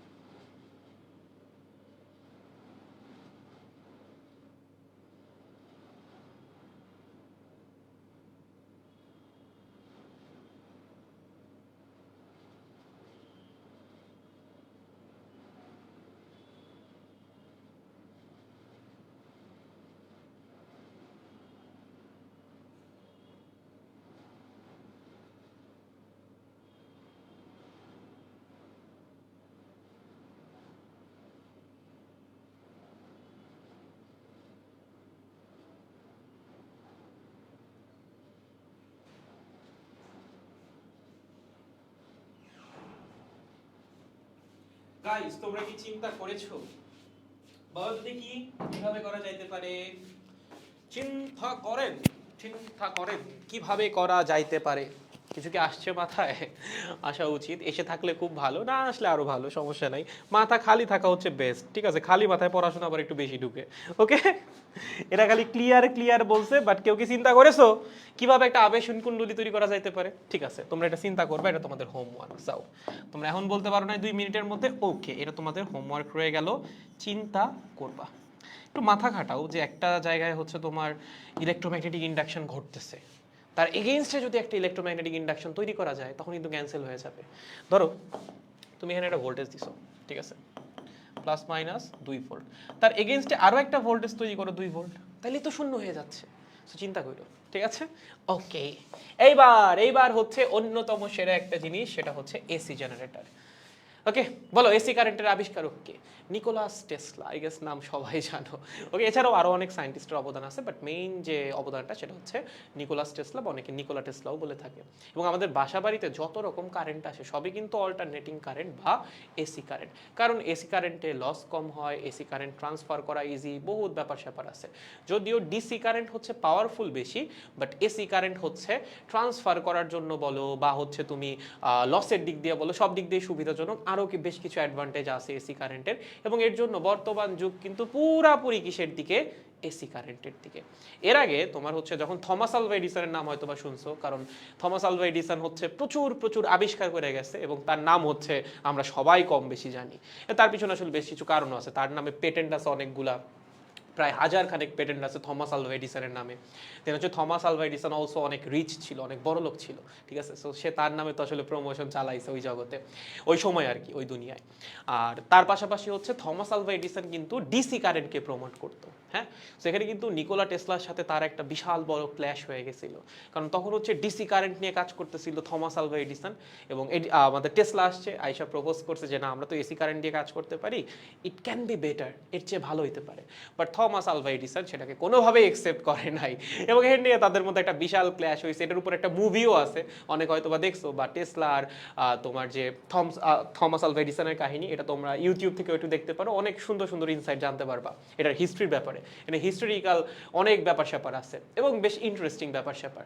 আর তোমরা নিকোলা টেসলার লাইফটা কিন্তু আসলে খুব বেশি সুন্দর লাইফ ছিল না, ঠিক আছে? সে কিন্তু যখন মারা গেছে তখনও কিন্তু সে অনেক কষ্ট পেয়ে মারা গেছে। এত বড় একটা সায়েন্টিস্ট, সে এসি কারেন্টের জনক, তার কিন্তু জীবনটা আসলে খুব বেশি সুন্দর ছিল না, যার এই আবিষ্কারের জন্য আমরা এখন এত ভালো কারেন্টের ফ্যাসিলিটি পাচ্ছি। ওকে, তো আমরা আজকে সেই এসি কারেন্ট নিয়ে পড়াশোনা করব। এসি কারেন্ট নিয়ে আজকে মেইনলি পড়াশোনা হবে না, আজকে পড়াশোনা হবে হচ্ছে এসি কারেন্ট জেনারেটর নিয়ে, মানে এসি কারেন্ট কিভাবে তৈরি করা হয় সেটা নিয়ে। ওকে, সো এসি কারেন্ট সম্পর্কে আই গেস আমাদের কম বেশি একটু আইডিয়া আছে, আমি আগের ক্লাসেও কিছুটা বলছিলাম, স্টিল আজকের ক্লাস আর একটু বলে দিই। ধরো একটা কারেন্ট নির্দিষ্ট সময় পর পর তার ডিরেকশন চেঞ্জ করতেছে, সেই কারেন্টটাকে আমরা বলি হচ্ছে এসি কারেন্ট। ওকে, কি করতেছে? নির্দিষ্ট সময় পর পর ডিরেকশন চেঞ্জ করতেছে, মান চেঞ্জ হওয়াটা ম্যান্ডেটরি না, ডিরেকশন চেঞ্জ হওয়া লাগবে। ধরো এই বরাবর কারেন্ট, এই বরাবর কারেন্ট, এই বরাবর আছে টাইম, এই বরাবর আছে টাইম। ওকে, ধরো কারেন্ট এরকম হইতে পারে।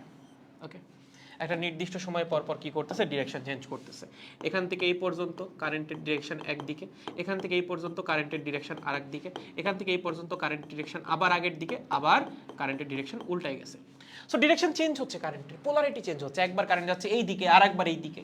ওকে, যেমন আমি যদি বলি আমাদের বাংলাদেশে যে এসি কারেন্টটা আসে বা আমরা যেটা পাই সেটার ফ্রিকোয়েন্সি হচ্ছে 50 হার্জ। কত?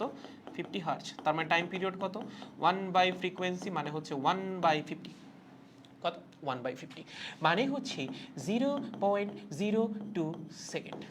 তাহলে যে এইটা হচ্ছে 0.01 সেকেন্ড, এটা হচ্ছে 0.02 সেকেন্ড একটা পিরিয়ড, এটা হচ্ছে 0.03 সেকেন্ড, এটা হচ্ছে 0.04 সেকেন্ড।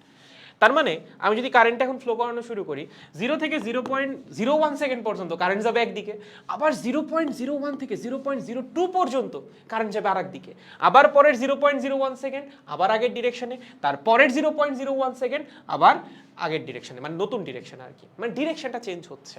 0.01 সেকেন্ড পর পর কারেন্টের ডিরেকশন চেঞ্জ হচ্ছে, একবার এইদিকে, আবার এইদিকে, আবার এইদিকে, আবার এইদিকে। এটাকে বলা হচ্ছে অল্টারনেটিভ কারেন্ট। তার মানে কারেন্টের ডিরেকশন চেঞ্জ হওয়া লাগবে একটা নির্দিষ্ট সময় পর পর। মান চেঞ্জ হওয়া কি ইম্পর্টেন্ট না? মান চেঞ্জ না হলেও কোনো সমস্যা নাই। লেটস সাপোজ কারেন্ট এরকম হইতে পারে, পালস সিগন্যাল। ওকে, ধরো এটা হচ্ছে 0.01, ওকে, এটা হচ্ছে 0.02, এটা হচ্ছে 0.03, এটা হচ্ছে 0.04। ওকে, তাহলে দেখো 0.01 পর্যন্ত কারেন্টটা হচ্ছে এদিকে। ওকে, তারপর আবার 0.01 সেকেন্ড এইদিকে, তারপর আবার এইদিকে, আবার এইদিকে। তার মানে প্রতি 0.01 সেকেন্ড পর পর কারেন্টের ডিরেকশন চেঞ্জ হচ্ছে। এটাই হচ্ছে মেইন, এটা চেঞ্জ হওয়া লাগবে। তার মানে নির্দিষ্ট সময় পর পর কারেন্টের ডিরেকশন চেঞ্জ হওয়া লাগবে। নির্দিষ্ট সময় পর পর কারেন্টের ডিরেকশন চেঞ্জ হওয়া লাগবে। কারেন্টের কি ডিরেকশন চেঞ্জ হইতে হবে, ডিরেকশন চেঞ্জ হতে হবে। যদি হয় তখন সেটা হচ্ছে এসি কারেন্ট। ওকে, তার মানে এখানে মেইন ব্যাপারটা হচ্ছে ডিরেকশন চেঞ্জ হইতে হবে। এখন আমাদের যে ডিসি কারেন্ট, ডিরেক্ট কারেন্ট, সেটা তো ডিরেকশন চেঞ্জ হয় না। সেটা তৈরি করা তো খুব ইজি ছিল। একটা ডিসি ব্যাটারি লাগাই দাও, সেখান থেকে তোমার ডিসি কারেন্ট তৈরি হয়ে যাবে। বাট এসি কারেন্ট কিন্তু তুমি এমনি করে তৈরি করতে পারবা না। একটা ব্যাটারি লাগাই দিবা, সেখান থেকে এসি কারেন্ট তৈরি হবে না, এভাবে হবে না। একটা ভ্যারিয়েবল কারেন্ট যেটা কিনা কন্টিনিউয়াসলি পরিবর্তন হচ্ছে, সেটা অবশ্যই একটা স্পেশাল প্রসেসের থ্রুতে তোমার তৈরি করা লাগবে। এবং সেখান থেকে আসছে আমাদের এসি জেনারেটর, বা এটাকে বলা হয় এসি ডায়নামো।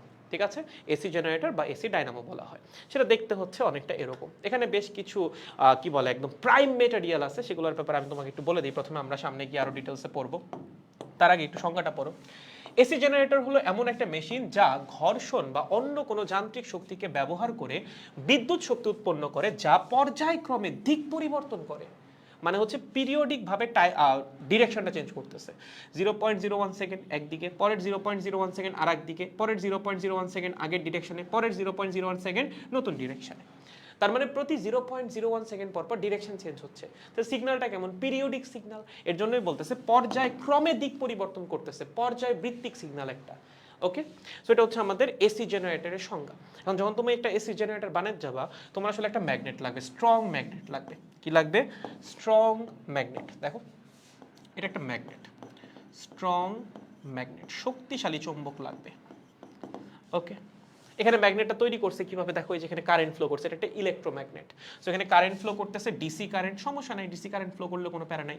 যখন ডিসি কারেন্টটা ফ্লো করবে, তখন কি মেটেরিয়ালটা ম্যাগনেটাইজ হয়ে যাবে না? ম্যাগনেটাইজ হয়ে যাবে, এক পাশে নর্থ পোল তৈরি হবে আর এক পাশে সাউথ পোল তৈরি হবে। ঠিক আছে, সো এরকম একটা স্ট্রং ম্যাগনেট আমাদের লাগবে, দুইটা পোল লাগবে, একটা নর্থ পোল একটা সাউথ পোল। ওকে, মাঝখানে যেটা দেখতেছো এগুলো হচ্ছে কয়েল, এটাকে বলা হয় আর্মেচার।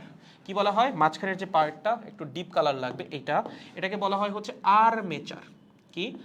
আর্মেচার। ওকে, বা আর্মেচার কয়েলও বলা হয় অনেক ক্ষেত্রে। আর্মেচার কয়েলের সাথে এখানে হচ্ছে একটা পার্ট থাকে, ওই পাশে দেখানো যাচ্ছে না, ওই পাশে, ওইটাকে বলা হয় হচ্ছে এক্সেল। এক্সেল বলা হয়, যেটা থ্রুতে হচ্ছে জিনিসটা ঘুরে।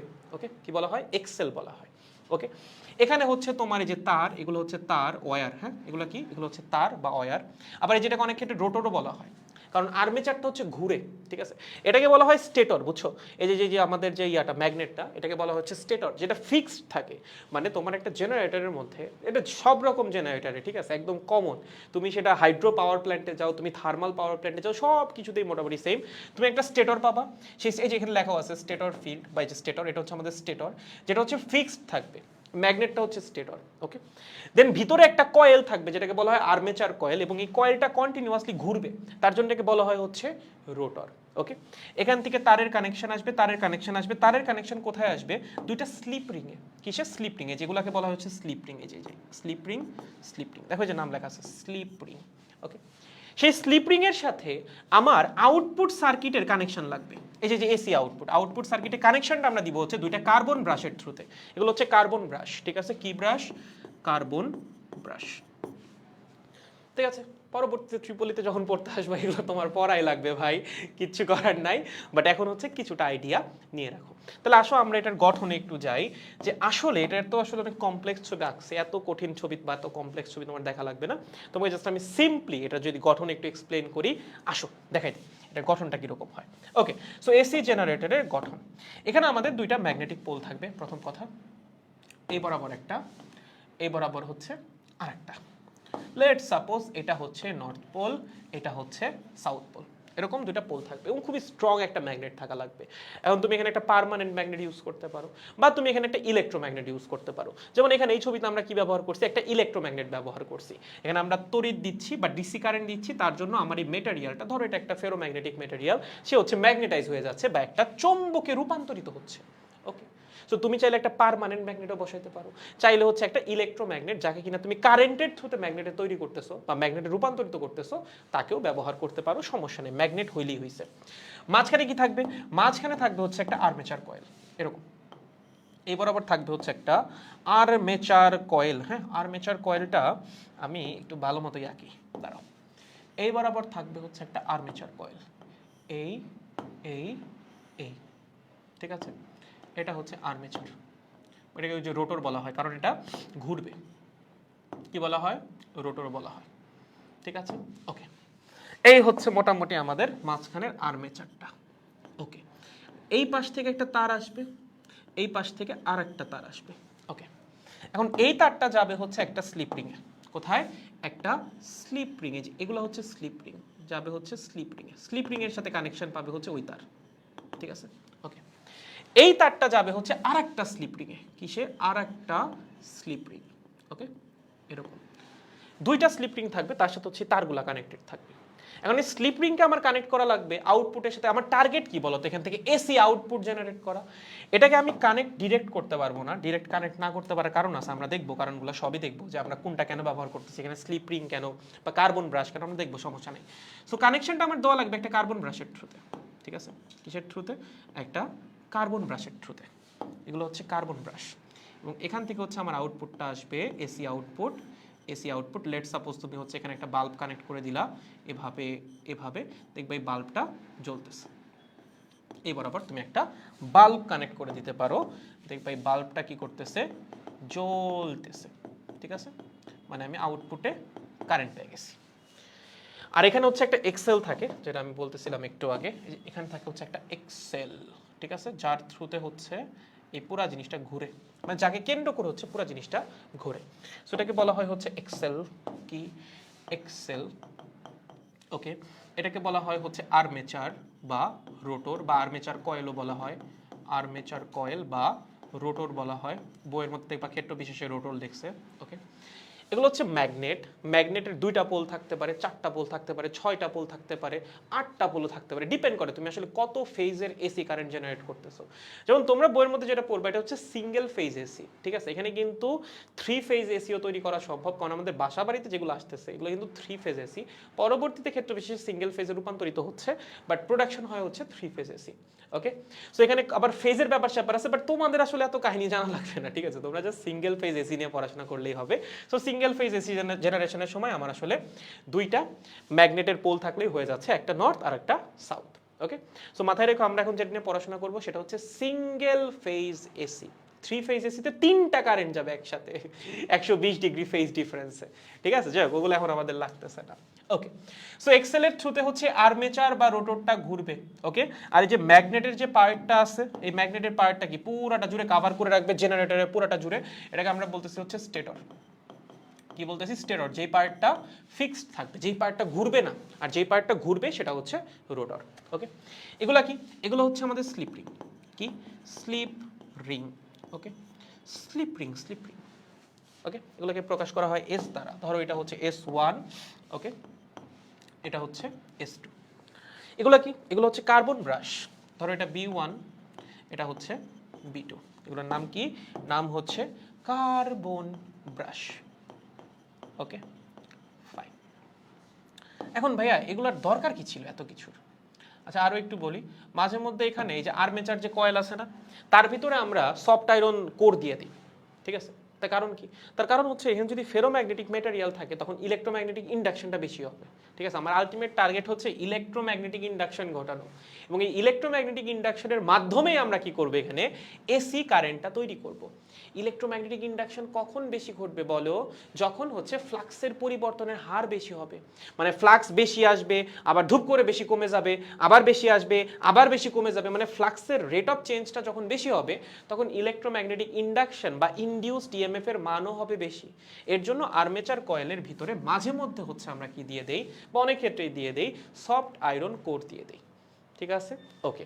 এবং এই এক্সেলের সাপেক্ষে হচ্ছে এই পুরা জিনিসটা কি করতে থাকে, এভাবে ঘুরতে থাকে। ঠিক আছে, এই হচ্ছে মোটামুটি একটা এসি জেনারেটরের মানে সিম্পল স্ট্রাকচার যদি বলো তাহলে সেইটা। আর যদি একটু কমপ্লেক্স বা রিয়েল লাইফ স্ট্রাকচারে যাও, এটা হচ্ছে real life structure. Okay fine.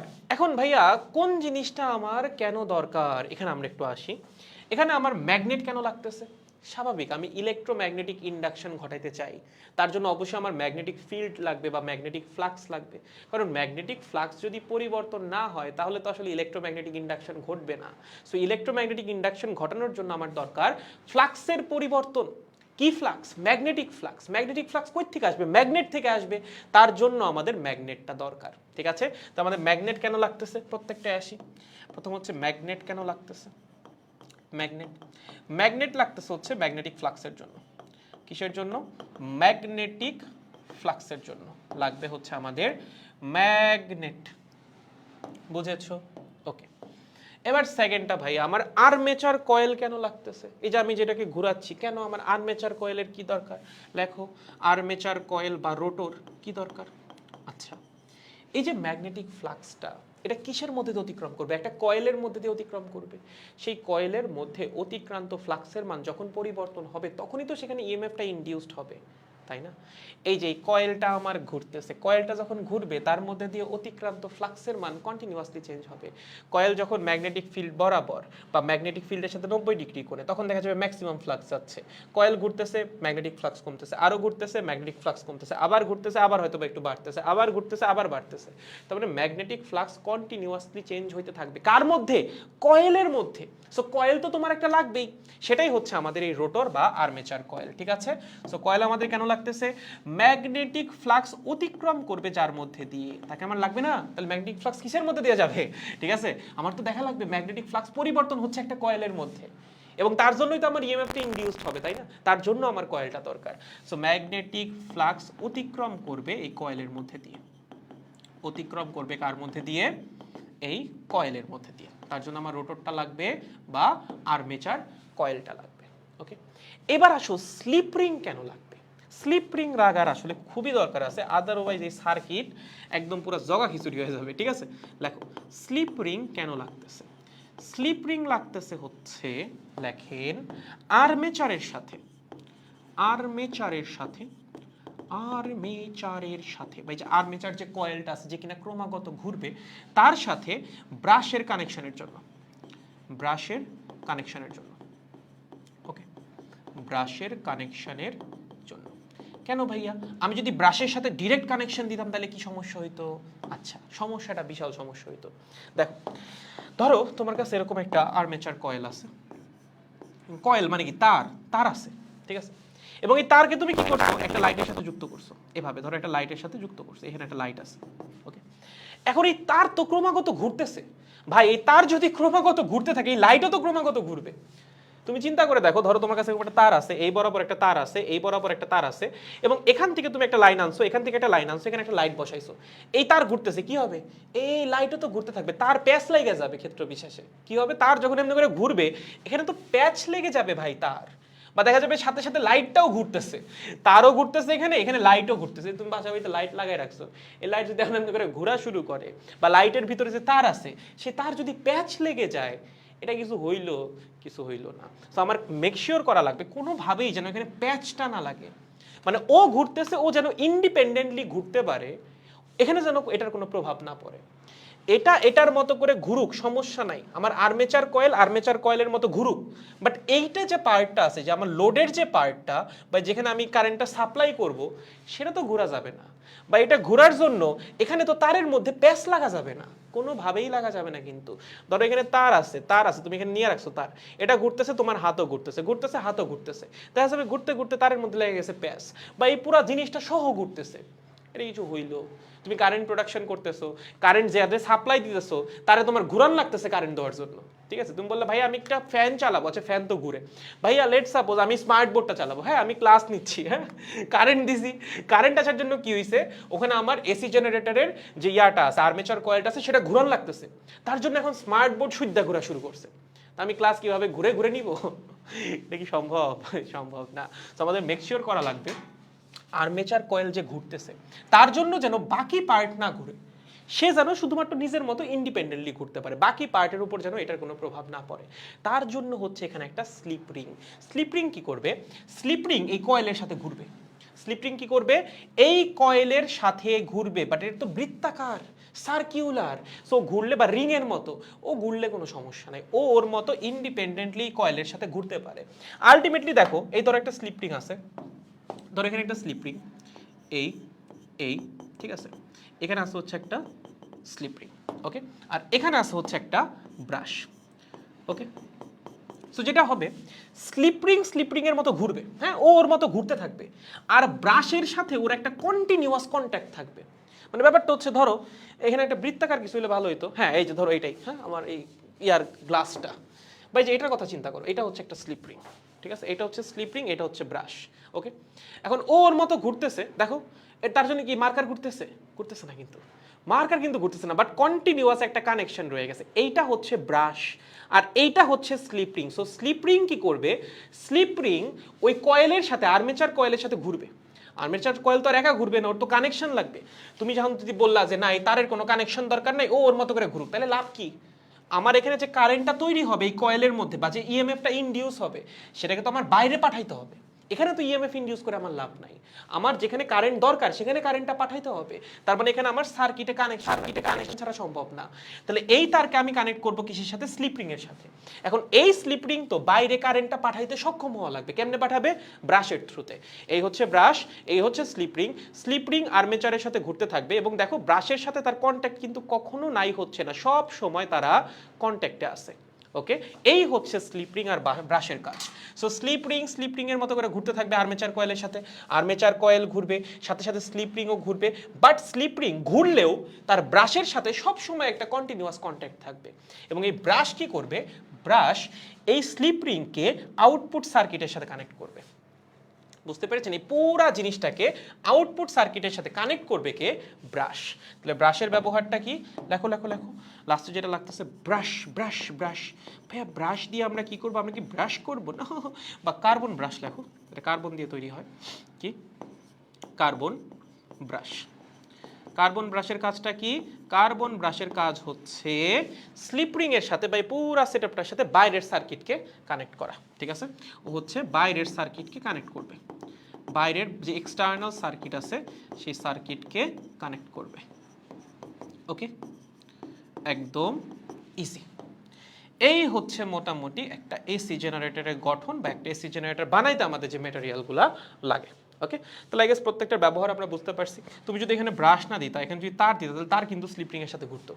Slip ring কিন্তু ঘুরতেছে, সো তোমার এমন একটা কিছু এখানে দেওয়া লাগবে যেন এই তার না ঘুরে, ওকে। এখন ধরো তুমি তার আইনা কি করলা, এখানে আছে স্লিপ রিং, ওকে, এখানে আছে কি? Slip ring. তুমি বললে ভাইয়া এই স্লিপ রিং এর সাথে আমি তার যুক্ত করব, তাহলে স্লিপ রিং ঘুরবে, সাথে সাথে তারও ঘুরবে, তাহলে তো সমস্যা। এই তার যদি এখন ঘোরা শুরু করে, এই লাইট টাইট সব সহ যদি ঘোরা শুরু করে, সমস্যা না? সমস্যা। তোমার মেক শিওর করা লাগবে বাইরের সার্কিট বা এক্সটার্নাল যে সার্কিট সেটার উপর যেন রোটেশন বা ঘূর্ণনের কোনো প্রভাব না পড়ে। সেই মেকানিজমটাই হচ্ছে এইটা। স্লিপ রিং আর্মেচারের সাথে ঘুরবে, সেটার সাথে কানেকশন থাকবে ব্রাশের, ব্রাশ কিন্তু ঘুরবে না। ব্রাশ সবসময় স্লিপ রিং এর সাথে একটা কন্ট্যাক্ট মেনটেন করবে অলওয়েজ, ঠিক আছে? এই যে স্লিপ রিং ঘুরতেছে, ব্রাশ কি করতেছে? কন্ট্যাক্ট মেনটেন করতেছে। ব্রাশ কি ঘুরতেছে নাকি? স্লিপ রিং এর সাথে সাথে কি ব্রাশও ঘুরতেছে না? ব্রাশ তার মতোই আছে, স্লিপ রিং নিজের মতো ঘুরতেছে আর্মেচার কয়েলের সাথে, বাট কন্ট্যাক্ট কিন্তু সবসময় থাকতেছে। কন্ট্যাক্ট কেন ইম্পর্টেন্ট? আরে ভাই কন্ট্যাক্ট ছাড়া কারেন্ট পাস হবে কেমনি? তোমার তো কারেন্ট পাস করা লাগবে, তাই না? কন্ট্যাক্ট তো লাগবেই। বুঝতে পেরেছো? সো এই হচ্ছে আমাদের স্লিপ রিং এবং ব্রাশের কাজ। এটা হচ্ছে স্লিপ রিং, ওকে, এটা হচ্ছে কার্বন ব্রাশ। এভাবে দুজন কানেক্টেড থাকে, সব সময় কন্ট্যাক্টে থাকে। স্লিপ রিং কি করে? স্লিপ রিং হচ্ছে রোটেট করে, বাট ব্রাশের সাথে সব সময় কানেক্টেড, ওকে। সো এই হচ্ছে আমাদের একটা এসি জেনারেটর বা এসি ডাইনামোর গঠন। ক্লিয়ার? কনফিউশন নাই কোনো এতটুকু নিয়ে, গঠন নিয়ে? ওকে, গঠন নিয়ে যদি কোনো কনফিউশন না থাকে, এখন আমাদের দেখা লাগবে ওয়ার্কিং প্রিন্সিপাল। যে ভাইয়া ঠিক আছে আমি এটাকে ঘুরাইলাম, বাট ঘুরে আমার লাভটা হইলো কি? আমার তো কারেন্ট প্রডিউস করা লাগবে, সেই কারেন্টটা কিভাবে তৈরি হচ্ছে সেটা হচ্ছে আমাদের দেখা লাগবে। সো গঠন সম্পর্কে আই গেছে আমরা একটা আইডিয়া পেয়ে গেছি। এবার আসি আমরা কারেন্ট প্রোডাকশনে বা এটার ওয়ার্কিং প্রিন্সিপালে, যে একটা এসি জেনারেটর কিভাবে কাজ করে, এসি কারেন্টটা তৈরি করে কিভাবে। ওকে, ধরো এই হচ্ছে আমার নর্থ, এই হচ্ছে আমার সাউথ, লেটস সাপোজ। ওকে, এটা হচ্ছে নর্থ, এটা হচ্ছে সাউথ। ওকে, নর্থ থেকে সাউথের দিকে আমি কি পাবো? ম্যাগনেটিক ফিল্ড লাইন পাবো। সো দেখা যাবে এই বরাবর ম্যাগনেটিক ফিল্ড লাইন আছে। কি আছে?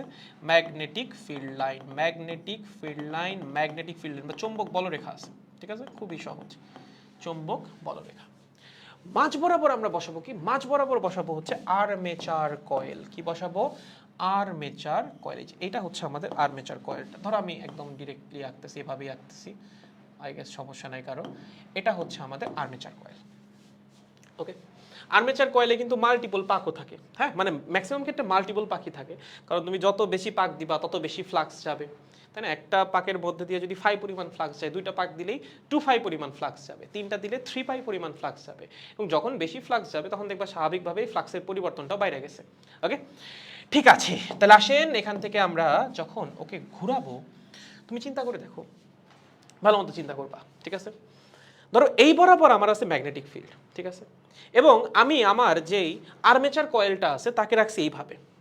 যখন আমি এইভাবে রাখতেছি তখন কি পুরা ম্যাগনেটিক ফ্লাক্সটা এই বরাবর যাচ্ছে, একদম পুরাটা কয়েলকে অতিক্রম করতেছে। এখন কয়েল কিভাবে থাকবে না, কয়েল ঘুরবে। যখন কয়েল একটু ঘুরবে ম্যাগনেটিক ফ্লাক্সের মান কমে যাবে, যখন কয়েল আর একটু ঘুরবে ম্যাগনেটিক ফ্লাক্স আর একটু কমে যাবে, যখন কয়েল ঘুরতে ঘুরতে একদম ম্যাগনেটিক ফিল্ড বরাবর চলে আসবে তখন ম্যাগনেটিক ফ্লাক্স জিরো। দেন আবার কয়েল ঘুরবে, ম্যাগনেটিক ফ্লাক্স বাড়বে, কয়েল আবার ঘুরবে, ম্যাগনেটিক ফ্লাক্স বাড়বে, যখন কয়েল আবার 90 ডিগ্রি কোণে চলে আসবে ম্যাগনেটিক ফ্লাক্স ম্যাক্সিমাম, আবার ঘুরবে, ম্যাগনেটিক ফ্লাক্স কমবে, আবার ঘুরবে, ম্যাগনেটিক ফ্লাক্স কমবে, আবার ঘুরবে, ম্যাগনেটিক ফ্লাক্স জিরো। ক্রমাগত চলবে। ভাইয়া বুঝি নাই, ধরো তোমাদের দিকে। ওকে, এভাবে হচ্ছে কয়েলটা আছে, এই বরাবর হচ্ছে ম্যাগনেটিক ফ্লাক্স। ঠিক আছে, যে এই বরাবর, তাহলে এই বরাবর হচ্ছে আমার যাচ্ছে ম্যাগনেটিক ফ্লাক্স, একদম 90 ডিগ্রি কোণে আছে কয়েলটা। তার মানে এই অবস্থায় একদম পুরো সব ম্যাগনেটিক ফ্লাক্স কয়েলের মধ্যে দিয়ে অতিক্রম করবে। এখন কয়েল ঘোরা শুরু করছে। ঠিক আছে, কয়েল কি করছে? ঘোরা শুরু করছে। একটু এরকম হয়েছে। এখন কি আগের মতো এত ম্যাগনেটিক ফ্লাক্স যাবে না, আগের চেয়ে কম যাবে। আর একটু ঘুরছে, আরো কম যাবে। যখন এরকম একটা পজিশনে চলে আসবে, দেখো সব ম্যাগনেটিক ফ্লাক্স কয়েলকে ছুঁয়ে বের হয়ে যাচ্ছে, কয়েলের মধ্যে দিয়ে আর অতিক্রম করবে না। আবার ঘুরবে, কিছুটা ম্যাগনেটিক ফ্লাক্স যাবে, আবার ঘুরবে, একটু বেশি ম্যাগনেটিক ফ্লাক্স যাবে, যখন আবার 90 ডিগ্রি কোণে আসবে একদম সব ম্যাগনেটিক ফ্লাক্স আবার যাবে। তার মানে কয়েল যখন ঘুরতেছে তার মধ্যে দিয়ে অতিক্রান্ত ম্যাগনেটিক ফ্লাক্সের মান চেঞ্জ হচ্ছে না? চেঞ্জ হচ্ছে। কয়েলটা ঘুরবে এভাবে যখন কয়েলটা ঘুরবে তখন তার মধ্যে দিয়ে অতিক্রান্ত ম্যাগনেটিক ফ্লাক্সের মান চেঞ্জ হবে। যখন ম্যাগনেটিক ফ্লাক্সের মান চেঞ্জ হবে সেখানে ইএমএফ ইনডিউসড হবে না? হবে। সেখানে কারেন্ট ইনডিউসড হবে না? হবে। সেই কারেন্টটাই তুমি এখানে পাচ্ছ, সেটাকেই তুমি বলতেছো এসি কারেন্ট। কাহিনী বুঝছো? কাহিনী একদম সহজ। আমরা পড়ছিলাম এরকম একটা কেস, আমরা পড়ছিলাম ইলেকট্রোম্যাগনেটিক ইন্ডাকশনের মধ্যেই, যে ম্যাগনেটিক ফিল্ডটাকে আমি কনস্ট্যান্ট রাখতেছি, রেখে আমি কয়েলটাকে ঘুরাচ্ছি, তখন কি হবে? ইএমএফ ইনডিউসড হবে। অবশ্যই আমরা পড়ছি, চ্যাপ্টার লেকচার নাম্বার 1 বা 2তেই পড়ছি। দেখো একটু, লেকচার নাম্বার 1 বা 2তে এই কেসটা আমরা পড়ছিলাম। এটাই হচ্ছে আমাদের এসি জেনারেটরের কেস। এখানে আমার ম্যাগনেটিক ফিল্ডটা ফিক্সড, এই দিক বরাবর ম্যাগনেটিক ফিল্ড। আমি কি করতেছি?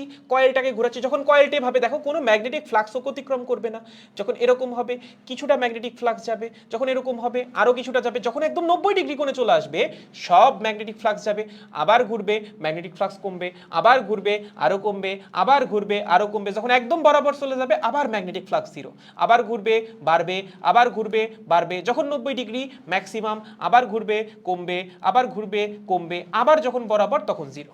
তার মানে কয়েলটা যখন ঘুরতেছে কখনো কখনো তার মধ্যে দিয়ে একদম জিরো পরিমাণ ম্যাগনেটিক ফ্লাক্স আসছে, কখনো আবার ম্যাক্সিমাম, আবার জিরো, আবার ম্যাক্সিমাম, আবার জিরো, আবার ম্যাক্সিমাম। তাহলে ক্রমাগত এই কয়েলের মধ্যে দিয়ে অতিক্রান্ত ম্যাগনেটিক ফ্লাক্সের মান চেঞ্জ হচ্ছে যখন এই কয়েলটা বা আর্মেচার কয়েলটা ঘুরতেছে। ওকে, সেখানে আমাদের কি হবে? আর্মেচার কয়েলটা ঘুরবে, এটা রোটেট করবে। এর জন্যই তো নাম রোটর। এর জন্যই নাম কি? এর জন্যই নাম হচ্ছে রোটর। এটা হচ্ছে রোটেট করবে, করবে, রোটেট করবে। এবং যখন এই যে আমার কয়েলটা বা আর্মেচার কয়েলটা রোটেট করবে, তার মধ্যে দিয়ে অতিক্রান্ত ম্যাগনেটিক ফ্লাক্সের মান কি হবে, ক্রমাগত পরিবর্তন হতে থাকবে। যখন এই কয়েলটা কি করবে, যখন সে রোটেট করবে, কি করবে, রোটেট করবে, তখন এই কয়েলের মধ্যে দিয়ে অতিক্রান্ত, দেখো কয়েলের মধ্য দিয়ে, ঠিক আছে, কয়েলের মধ্য দিয়ে অতিক্রান্ত অতিক্রান্ত ম্যাগনেটিক ফ্লাক্স ক্রমাগত পরিবর্তন হবে। ফাই ক্রমাগত পরিবর্তন হবে, পরিবর্তন হবে। এবং এই ম্যাগনেটিক ফ্লাক্সের মান যদি ক্রমাগত পরিবর্তন হয়, ইএমএফ ইনডিউসড হবে না? অবশ্যই হবে ভাই, ম্যাগনেটিক ফ্লাক্স ক্রমাগত চেঞ্জ হচ্ছে, তখন কি হবে এখানে, ইএমএফ ইনডিউসড হবে। বুঝতে পেরেছেন? কাহিনী খুবই সহজ, এই জিনিস আমরা আসলে আগে পড়েই আসছিলাম। ওকে, এখন আমাদের দেখাইতে হবে এই যে ইএমএফটা ইনডিউসড হইলো সেটা আসলে এসি ইএমএফ, বা যে কারেন্টটা এখানে ইনডিউসড হবে সেটা হচ্ছে এসি কারেন্ট, এটা হচ্ছে আমাদের দেখাইতে হবে। আচ্ছা, কেমনে দেখানো যায়? ধরো যখন টি ইজ ইকুয়ালস টু 0, বুঝছো, যখন t is equals to 0 second, মানে আমরা ঘোরানোটা শুরু করবো আর্মেচার কয়েলকে, t is equals to 0 second, তখন ধরো ছবিটা এরকম, এই বরাবর নর্থ, ওকে, এই বরাবর সাউথ, এবং আমার ম্যাগনেটিক না, আমার যে আর্মেচারটা আছে, আর্মেচার যে কয়েলটা, আর্মেচার কয়েলটা আছে একদম এই বরাবর 90 ডিগ্রি কোণে, একদম ধরো 90 ডিগ্রি কোণে, কিভাবে, একদম 90 ডিগ্রি কোণে এভাবে আছে, ঠিক আছে, এভাবে, এটা হচ্ছে এক্সেল, যার সাপেক্ষে ঘুরতেছে, একদম 90 ডিগ্রি কোণে অবস্থান করতেছে। তাহলে আমাকে বলো এই অবস্থায় যখন টি ইজ ইকুয়ালস টু 0, তখন আমার ম্যাগনেটিক ফিল্ড এই দিকে, এটা নর্থ, এটা সাউথ, আমার তল ভেক্টর বা এরিয়া ভেক্টর কোন দিকে, এরিয়া ভেক্টর কোন দিক কাজ করে, তলের সাথে লম্ব বরাবর। তাহলে এই যে আমার ক্ষেত্রটা, ধরো এই বরাবর আছে আমার ম্যাগনেটিক ফিল্ড, আমার সারফেস আছে এই বরাবর, আমার যে আর্মেচার বা আর্মেচার কয়েল সে আছে এই বরাবর, তাহলে ওর এরিয়া ভেক্টর কোন বরাবর, ওর এরিয়া ভেক্টর এই বরাবর, কোন বরাবর, এই যে এই বরাবর হচ্ছে এরিয়া ভেক্টর। তার মানে যখন এই ক্ষেত্রটা বা এই আর্মেচার কয়েলটা ম্যাগনেটিক ফিল্ডের সাথে 90 ডিগ্রি করে থাকবে, তখন এরিয়া ভেক্টর ম্যাগনেটিক ফিল্ডের সাথে কত কোণে থাকবে, এরিয়া ভেক্টর থাকবে পরস্পরের সমান্তরালে বা 0 ডিগ্রি কোণে। বুঝো, এই বরাবর ম্যাগনেটিক ফিল্ড, তার মানে সারফেসটা আছে হচ্ছে 90 ডিগ্রি কোণে, বাট সারফেস ভেক্টরটা, সারফেস ভেক্টর সারফেসের সাথে লম্ব, তার মানে ম্যাগনেটিক ফিল্ড বরাবর আছে হচ্ছে সারফেস ভেক্টর। তাহলে আমার প্রথমে আমি ধরলাম একদম টি ইজ ইকুয়ালস টু 0 সেকেন্ডে আমার আর্মেচার কয়েল আছে এভাবে, আমার ম্যাগনেটিক ফিল্ড হচ্ছে এই বরাবর, তার মানে এই বরাবর হচ্ছে আমার এরিয়া ভেক্টর, এই বরাবরই ম্যাগনেটিক ফিল্ড। তাহলে প্রথমে টি ইজ ইকুয়ালস টু 0 সেকেন্ডে থিটার মান কত, থিটার মান হচ্ছে 0 ডিগ্রি। ওকে, এখন তুমি বলতে পারো ভাই এটা থিটা, এটা কার কার মধ্যবর্তী কোণ, এটা হচ্ছে ম্যাগনেটিক ফিল্ড এবং এরিয়া ভেক্টরের মধ্যবর্তী কোণ। কার, ম্যাগনেটিক ফিল্ড এবং এরিয়া ভেক্টরের মধ্যবর্তী কোণ হচ্ছে এই থিটা। কেন এটা লাগতেছে, তুমি ফ্লাক্সের মান বের করবা না, ফ্লাক্সের মান কেমনে বের করে, এই ফ্লাক্সের মান কেমনে বের করে, phi is equals to B A cos theta, এটা হচ্ছে একটা তল বা সারফেসের মধ্যে দিয়ে অতিক্রমকারী টোটাল ফ্লাক্স বা লম্বভাবে অতিক্রমকারী টোটাল ফ্লাক্স। ওকে, তার জন্য আমার থিটাটা লাগতেছে। সো শুরুতে ধরো এইটা, কিছুক্ষণ পর, কিছুক্ষণ সময় অতিবাহিত হয়েছে, লেট সাপোজ টি সেকেন্ড সময় অতিবাহিত হয়েছে, কতটুকু সময় অতিবাহিত হয়েছে, এটা শুরুতে, শুরুর কেস, লেট সাপোজ টি সেকেন্ড সময় অতিবাহিত হয়েছে, টি সেকেন্ড। ওকে, শুরুতে আমার এরিয়া ভেক্টরও ছিল এই দিকে, ম্যাগনেটিক ফিল্ডও ছিল সেম ডিরেকশনে, সেম একদম সেম ডিরেকশনে, মধ্যবর্তী কোণ ছিল হচ্ছে 0 ডিগ্রি। এখন ধরো টি সেকেন্ড সময় অতিবাহিত হয়েছে, এবং টি সেকেন্ড সময় যদি অতিবাহিত হয়, আমার এই আর্মেচার কি এখানে থাকবে না, আর্মেচার তো ক্রমাগত ঘুরতেছে, রোটর ক্রমাগত কি করতেছে, সে রোটেট করতেছে, সে রোটেট করবে, কতটুকু কোণে রোটেট করবে, ধরো এই যে রোটরটা সে হচ্ছে ওমেগা কৌণিক বেগে ঘুরতেছে, কত কৌণিক বেগে, ওমেগা কৌণিক বেগে। যদি সে ওমেগা কৌণিক বেগে ঘুরে, তাহলে টি সেকেন্ডে সে কতটুকু রোটেট করবে, তার কৌণিক সরণ হবে theta is equals to omega t, কত, theta is equals to omega t. কেন ভাই, তার কৌণিক বেগ হচ্ছে ওমেগা, টি সেকেন্ডে তার কৌণিক সরণ কত হবে, সে ধরলাম একটা সমকৌণিক বেগে ঘুরতেছে, তাহলে টি সেকেন্ডে তার কৌণিক সরণ কত, ওমেগা টি, সেটাই তো থিটা। ভাইয়া থিটা মানে কি, দেখো প্রথমে যখন এভাবে ছিল তখন ম্যাগনেটিক ফিল্ড এই দিকে, এরিয়া ভেক্টর এই দিকে, মধ্যবর্তী কোণ 0, ওকে, এখন টি সেকেন্ডে সে থিটা কোণে ঘুরে গেছে, ম্যাগনেটিক ফিল্ড তো আগের দিকেই আছে, বাট এরিয়া ভেক্টর, যদি আমার ক্ষেত্র থিটা কোণে ঘুরে, ক্ষেত্রফল ভেক্টরও থিটা কোণে ঘুরে যাবে। যখন আমার ক্ষেত্র এই বরাবর, এই দেখো এতটুকু বেসিক তো আসলে ক্লিয়ার থাকা লাগবে, যখন ক্ষেত্র এই বরাবর তখন এরিয়া ভেক্টর এই বরাবর। এখন আমি বললাম আমার ক্ষেত্র থিটা কোণে ঘুরে গেছে, ঠিক আছে, ক্ষেত্র আগে যেই বরাবর ছিল তার সাথে কি করছে, থিটা কোণে ঘুরে গেছে, তাহলে এরিয়া ভেক্টর আগে যেই বরাবর ছিল সেখান থেকে কি থিটা কোণে ঘুরে আসবে না? অবশ্যই ঘুরে আসবে। এরিয়া ভেক্টর আগে ছিল এই বরাবর, এখন এরিয়া ভেক্টর এই বরাবর, এই অ্যাঙ্গেল হবে থিটা। ওকে, আগে আমার ক্ষেত্র ছিল এই বরাবর, এরিয়া ভেক্টর ছিল এই বরাবর, ঠিক আছে। এখন ক্ষেত্র যদি থিটা কোণে ঘুরে, এরিয়া ভেক্টর, এই হচ্ছে ক্ষেত্র, এই হচ্ছে এরিয়া ভেক্টর, ঠিক আছে। ক্ষেত্র এই বরাবর ছিল, এরিয়া ভেক্টর এই বরাবর ছিল, এই বরাবর এরিয়া, এই বরাবর এরিয়া ভেক্টর। এখন আমার এরিয়া যদি থিটা কোণে ঘুরে, এরিয়া ভেক্টরও তো থিটা কোণে ঘুরবে। যদি থিটা 1 কোণে ঘুরে, এরিয়া ভেক্টরও থিটা 1 কোণে ঘুরবে। তার মানে এরিয়া যত কোণে ঘুরবে, এরিয়া ভেক্টরও তত কোণেই ঘুরবে। তার মানে আর্মেচার যত কোণে ঘুরবে, আর্মেচারের যে এরিয়া ভেক্টর সেও ঠিক তত কোণেই ঘুরবে।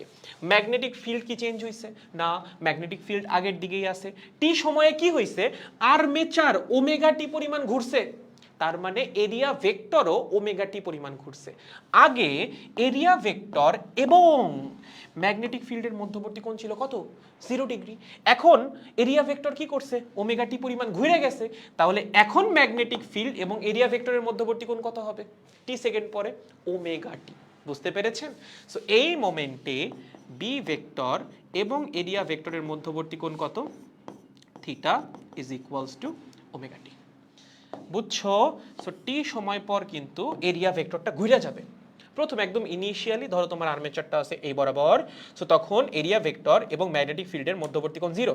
টি সময় পর এই এরিয়াটা ওমেগা টি কোণে ঘুরে গেছে, তাহলে এরিয়া ভেক্টরটাও ওমেগা টি পরিমাণ ঘুরে গেছে, তাহলে এরিয়া ভেক্টর এই বরাবর, ম্যাগনেটিক ফিল্ড এই বরাবর, দুইজনের মধ্যবর্তী কোণ কত? Omega t. বা যত কোণে এরিয়াটা ঘুরছে, এরিয়া ভেক্টরও তত কোণে ঘুরছে। আগে মধ্যবর্তী কোণ ছিল 0, তাহলে যদি ওমেগা টি কোণে ঘুরে যায়, এখন মধ্যবর্তী কোণ কত হবে? ওমেগা টি হবে। বুঝতে পেরেছেন? তাহলে বলো টি সময় পর এই ক্ষেত্রের মধ্যে দিয়ে অতিক্রান্ত ফ্লাক্স কত? অতিক্রান্ত ফ্লাক্স হচ্ছে phi is equal to B A cos theta. Okay, এটা একটা পাকের জন্য। যদি এখানে n সংখ্যক পাক থাকে, কি থাকে, যদি এই কয়েলের মধ্যে n সংখ্যক পাক থাকে, তাহলে টোটাল ফ্লাক্স কত হবে? টোটাল ফ্লাক্স হবে হচ্ছে n ba cos থিটা। ওকে, কিসের জন্য? n সংখ্যক পাকের জন্য। আর্মেচার কয়েলের মধ্যে যদি n সংখ্যক পাক থাকে তখন ফ্লাক্স হবে হচ্ছে n ba cos থিটা। তার মানে ফ্লাক্সের মান চেঞ্জ হচ্ছে, কারণ থিটা কি? থিটা হচ্ছে omega t, n b a omega sorry cos omega t. সময় চেঞ্জ হবে, সময়ের সাথে সাথে cos ওমেগা টির মান চেঞ্জ হবে, cos ওমেগা টির মান চেঞ্জ হইলে টোটাল ফ্লাক্সের মানও চেঞ্জ হবে।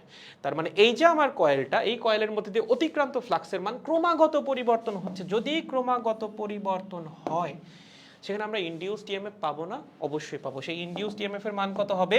ফ্যারাডের সেকেন্ড ল। বলো ইনডিউসড ইএমএফ কত হবে? বলো বলো বলো। Minus N D phi by dt. বা তুমি এখানে ফাই টোটাল দিতে পারো, সেক্ষেত্রে আর এনটাকে এখানে আলাদা করে লেখা লাগবে না, ভিতরে এনটা বসাইতে হবে, একই কথা, ঠিক আছে। আইদার তুমি ফাই এর মান এখানে বসাও, অথবা এনটা বাদ দিয়ে এখানে ফাই টোটাল বসাও, তোমার ইচ্ছা। দুইবার কিন্তু আবার এন বসানো যাবে না, ঠিক আছে, এন একবারই বসবে। ওকে, সো আমরা এখানে ফাই এর মান যদি বসাই, তাহলে এখানে আসতেছে মাইনাস এন ডি ফাই, মানে হচ্ছে B A cause omega t, নিচে হচ্ছে ডিটি। ওকে, এই ডিফারেন্সিয়েশনটা হচ্ছে আপনার করা লাগবে, খুবই সহজ। দেখো এখানে বি কি? কনস্ট্যান্ট, ম্যাগনেটিক ফিল্ডের মান কনস্ট্যান্ট, এরিয়ার মান কি? কনস্ট্যান্ট। আর্মেচারের এরিয়ার মান তো চেঞ্জ হচ্ছে না, এমন তো না ঘুরতে ঘুরতে এরিয়া কমে যাচ্ছে না, এরিয়ার মান তো কনস্ট্যান্ট। ভ্যারিয়েবল হচ্ছে কজ ওমেগা টি, তার মানে এন বি এ যেটা, এটা হচ্ছে পুরোপুরি কনস্ট্যান্ট। আমরা কি পরের পেজে যা করব? আচ্ছা, এই পার্টটা হচ্ছে আমি মুছে দিই, এই পার্টটার মনে আনার দরকার আছে, আশা করি তোমরা তুলছিলা। এখানে হচ্ছে আমি প্রমাণটা দেখাই দিই, পরের পেজে আর যাওয়ার দরকার নাই। ওকে, এখানে এখানে হচ্ছে এই।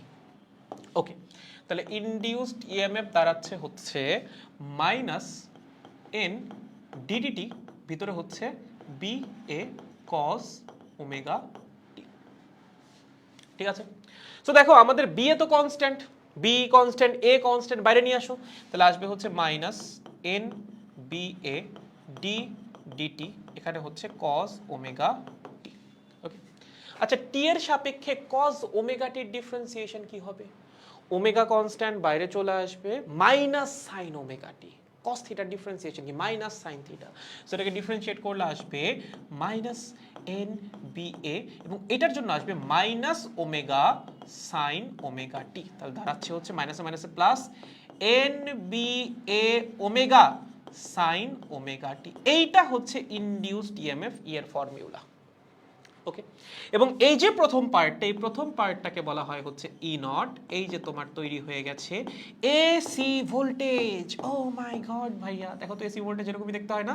এরকমই দেখতে হয়, ঠিক আছে? এইটাই আমাদের ইনডিউসড ইএমএফ, যেটা অ্যাকচুয়ালি একটা অল্টারনেটিং ভোল্টেজ, টাইমের সাথে সাথে চেঞ্জ হচ্ছে।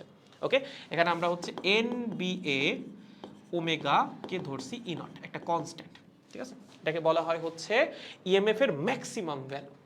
ওকে, একদম সহজ, এটাই আমাদের ইনডিউসড ইএমএফ, যেটা অ্যাকচুয়ালি একটা এসি ভোল্টেজ। ঠিক আছে, সহজ একদম। তাহলে এসি ভোল্টেজ পেয়ে গেছি, তাহলে এসি কারেন্ট কত হবে? ভাই ভোল্টেজকে তুমি রোধ দিয়ে ভাগ করে দাও, তাহলেই কারেন্ট পেয়ে যাবা।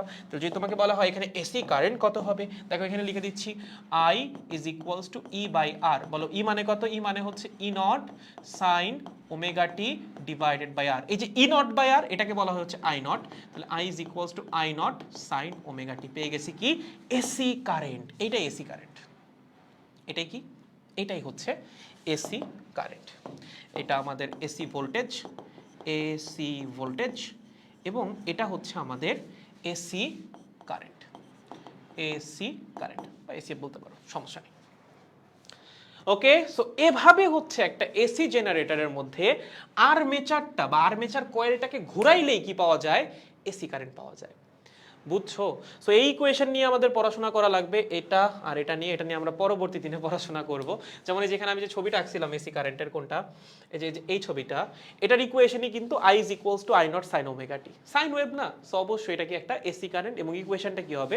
I is equals to I naught sine omega t. সেটাই কিন্তু আমরা বের করলাম, এই যে সেটাই আমরা এখানে তৈরি করেছি। বুঝছেন? তাহলে চিন্তা করেন, প্রসেসটা কিন্তু খুব সহজ। আপনার কাছে একটা ম্যাগনেট লাগবে, মাঝখানে একটা আর্মেচার কয়েল লাগবে, সেটাকে ঘুরাইতে হবে, সামহাও এই আর্মেচার কয়েলটাকে ঘুরাইতে হবে। এখন ধরো তুমি কি করলা, আর্মেচার কয়েলটা এটাকে তুমি একটা টারবাইনের সাথে কানেক্ট করলে। দেখো বুদ্ধি, দেখো মানুষ কি কি করছে এখন পর্যন্ত। ধরো তুমি বললা যে আমি পানি থেকে বিদ্যুৎ উৎপন্ন করব। কি করব? পানি, জলশক্তিকে ব্যবহার করে বিদ্যুৎ শক্তি উৎপন্ন করব। ঠিক আছে, খুব সহজ। কি করবা? তুমি হচ্ছে এখানে এরকম ভাবে এখানে একটা টারবাইন রাখো। কি টারবাইন? টারবাইনের নাম আই গেস তোমরা শুনছো, এরকম একটা প্রোপেলারওয়ালা টারবাইন থাকবে। ওকে, উপর থেকে পানি ফেলো। উপর থেকে কি করো?